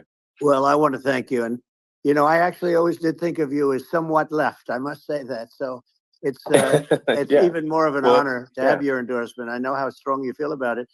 But you know, when you think of her, San Francisco, 15 years ago, I had a great friend, Bob Tish. He said it's the greatest city in America, and now it's not. It's almost not livable there. And California likewise. And she was involved in the destruction of San Francisco and the destruction of California. And she will be involved in the destruction of our country if people are so unwise as to elect her. And I hope that doesn't happen. And I hope the elections are going to be run honestly. And we're going to turn this country around. We're going to do things that, and we can do it fairly quickly. And we have to get rid of the criminals that have been, you know, given to us by other countries as they laugh. They laugh at us. They think we're stupid to accept these people. These are radical, stone cold killers in many cases and terrorists. And they're in our country by the hundreds of thousands. yeah. And we have to take them out. Yeah. I mean, if I could summarize it, perhaps, you know, I think these are issues that I think most people in America would agree with, which is that we want safe and clean cities, we want secure borders, we want sensible government spending, we want to restore both the perception and reality of respect in the judicial system, just, you know, stop the lawfare, and I think that's like, and how are those even right-wing positions? I think those are that's just common sense, and that's I mean, would you agree with that? 100%. I don't understand, you know, the whole, they call it progressive. They don't like the word liberal anymore, but call it liberal or progressive. I don't understand how somebody could say that it's okay for them to empty prisons into our country. And again, I told you their crime rates all over the world are going way down, which makes sense. In fact, the next time what we'll do is, if something happens with this election, which would be a horror show, we'll meet the next time in Venezuela, because it'll be a far safer place to meet than our country. Okay, so we'll go, you and I will go, and we'll have a meeting and dinner in Venezuela, because that's what's happening. Their crime rates coming down and our crime rates going through the roof. And it's so simple. And you haven't seen anything yet, because these people have come into our country and they're just getting acclimated.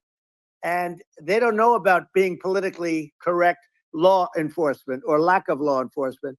And our police, I have to just end with this. We have great police. We have great law enforcement, but they're not allowed to do their job. They have to be able to do their job without being destroyed. Well, absolutely. And it's obviously demoralizing if you're a police officer risking your life to arrest violent criminals who could kill you and do kill you sometimes.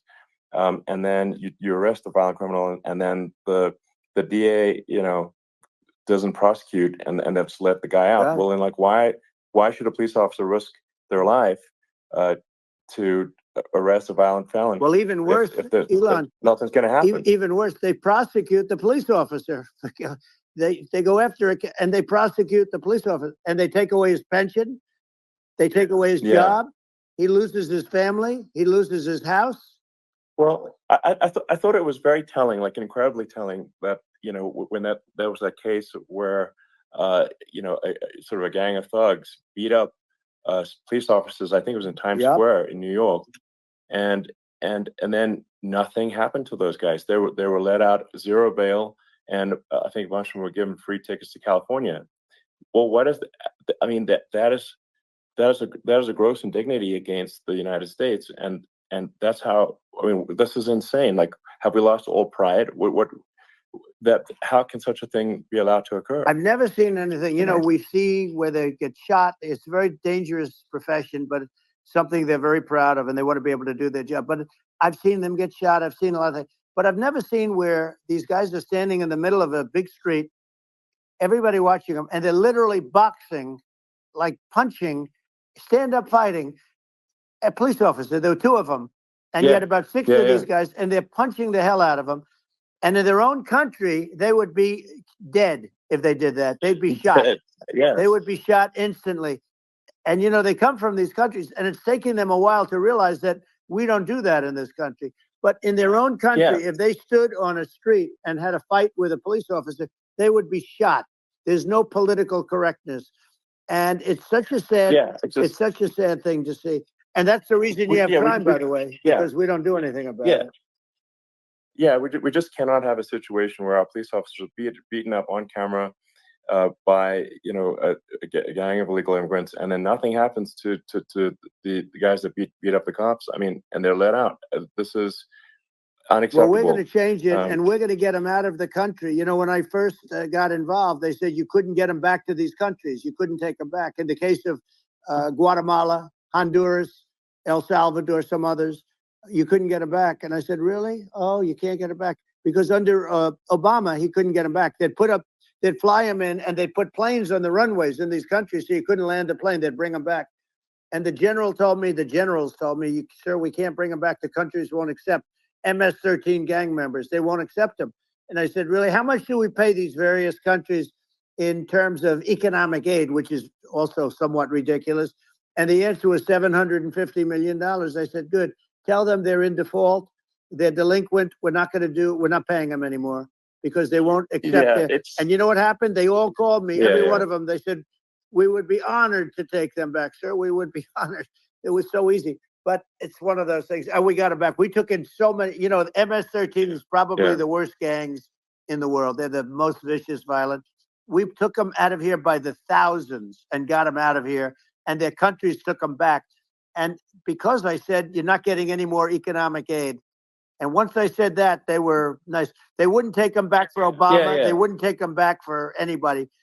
And now we have a problem because we have this guy, and they don't take him back anymore with Biden because they don't respect him. Yeah. It's just gotta be done. We just can't have whether they're citizens or not citizens. We can't have, because they won't prosecute citizens either, not just illegals. So if you can't have violent, repeat violent offenders that are not that don't get incarcerated. That's right. Because they will obviously, by definition, continue to hurt people. And I think where part of this comes from is that there's and I do sort of consider myself liberal in some ways. I mean, it's just that you want to have empathy for people. Obviously, you want to have empathy for people. I totally agree with that. You want to have empathy, but you also have to have empathy for the victims of the criminals. And if you just have empathy for the criminals, it's actually shallow empathy. It's not real. You're not thinking. You have one layer deep empathy. You got to say, like, what if you don't incarcerate this person? Who are they going to hurt? Who are they might kill someone. They might rape someone. If you don't incarcerate them, you have to have empathy for the victims. And there's a lack of empathy for the victims of the criminals, and too much empathy for the criminals. It doesn't make sense. That's why you want to have deep empathy for society as a whole, not shallow empathy for criminals. Right. And we have to give our police officers the dignity and the respect that they deserve. And we have to let them do their job. They can do a great job, but we have to let them do their job. And if we don't do that, it's going to all disappear. There's never been a society like this where you're allowed to do anything you want and nothing happens. And I'm talking about violent crime.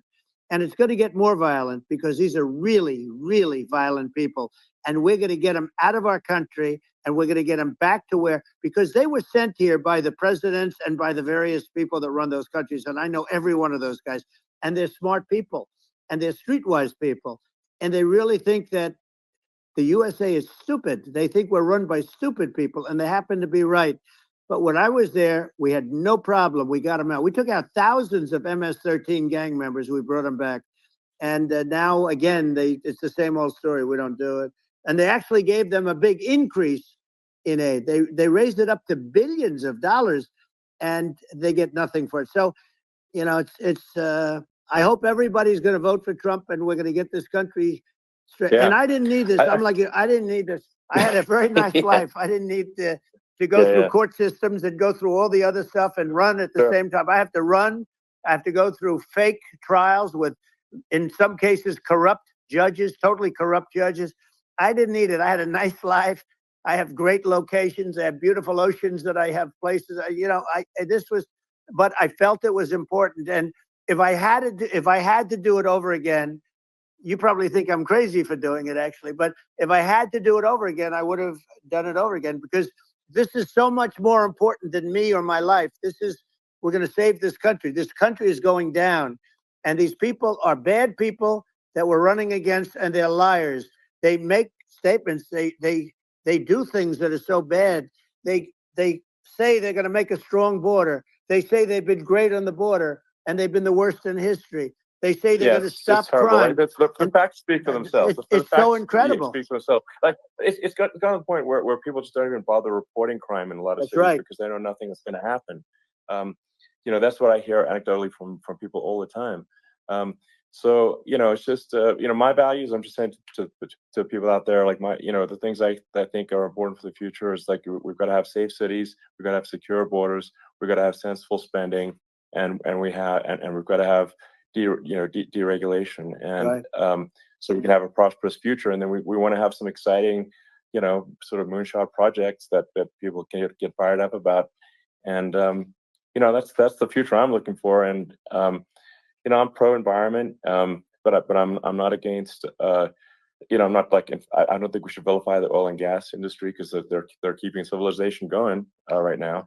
And but I do think we want to move a reasonable speed towards a sustainable energy economy. Those are my values, and I think and so I mean that's why I'm supporting you for president. Well, I appreciate it. We're going to give incentive to companies to come into our country, not to leave our country. We're going to be giving tremendous incentives. We want companies to build here, not to build in other locations. And we want to create jobs. And again, it's about the American dream. You don't hear about the American dream anymore, Elon. You don't hear. You're the American dream in the truest sense, but you don't hear about the American dream anymore. And you're going to hear about it. People, they need that incentive to go out and do it. And they're going to love their lives. I mean, they're going to look forward to getting up in the morning and going to a job that they love, not a job that they can't stand, or not any job at all where they have no money, where they literally have no money. And then they end up with violence and lots of other problems. No, we're going to do some great things. And I learned a lot in the first. We had a great economy and all of that. We rebuilt the military. We did so much. But I also learned the best people. I learned the good people, the smart people, the dumb people, the people that can do things. The people, you learn. When I first came in, I tell people I was in Washington, D.C. only 17 times, according to the fake news media. I was in 17 times. I never stayed over. And you don't know people. You rely on other people to give you names, and then you realize the people you relied on weren't so good. Now, we had great people, but we also had some where I wouldn't have used them had I known. Now I know everybody.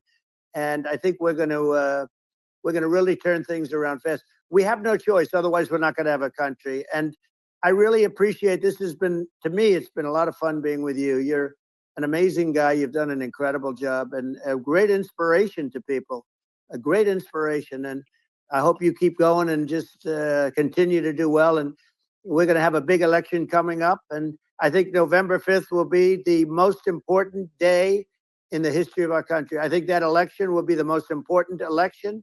And I think it'll end up being maybe the most important day in the history of our country, because if we don't win, I just feel so sorry for everybody.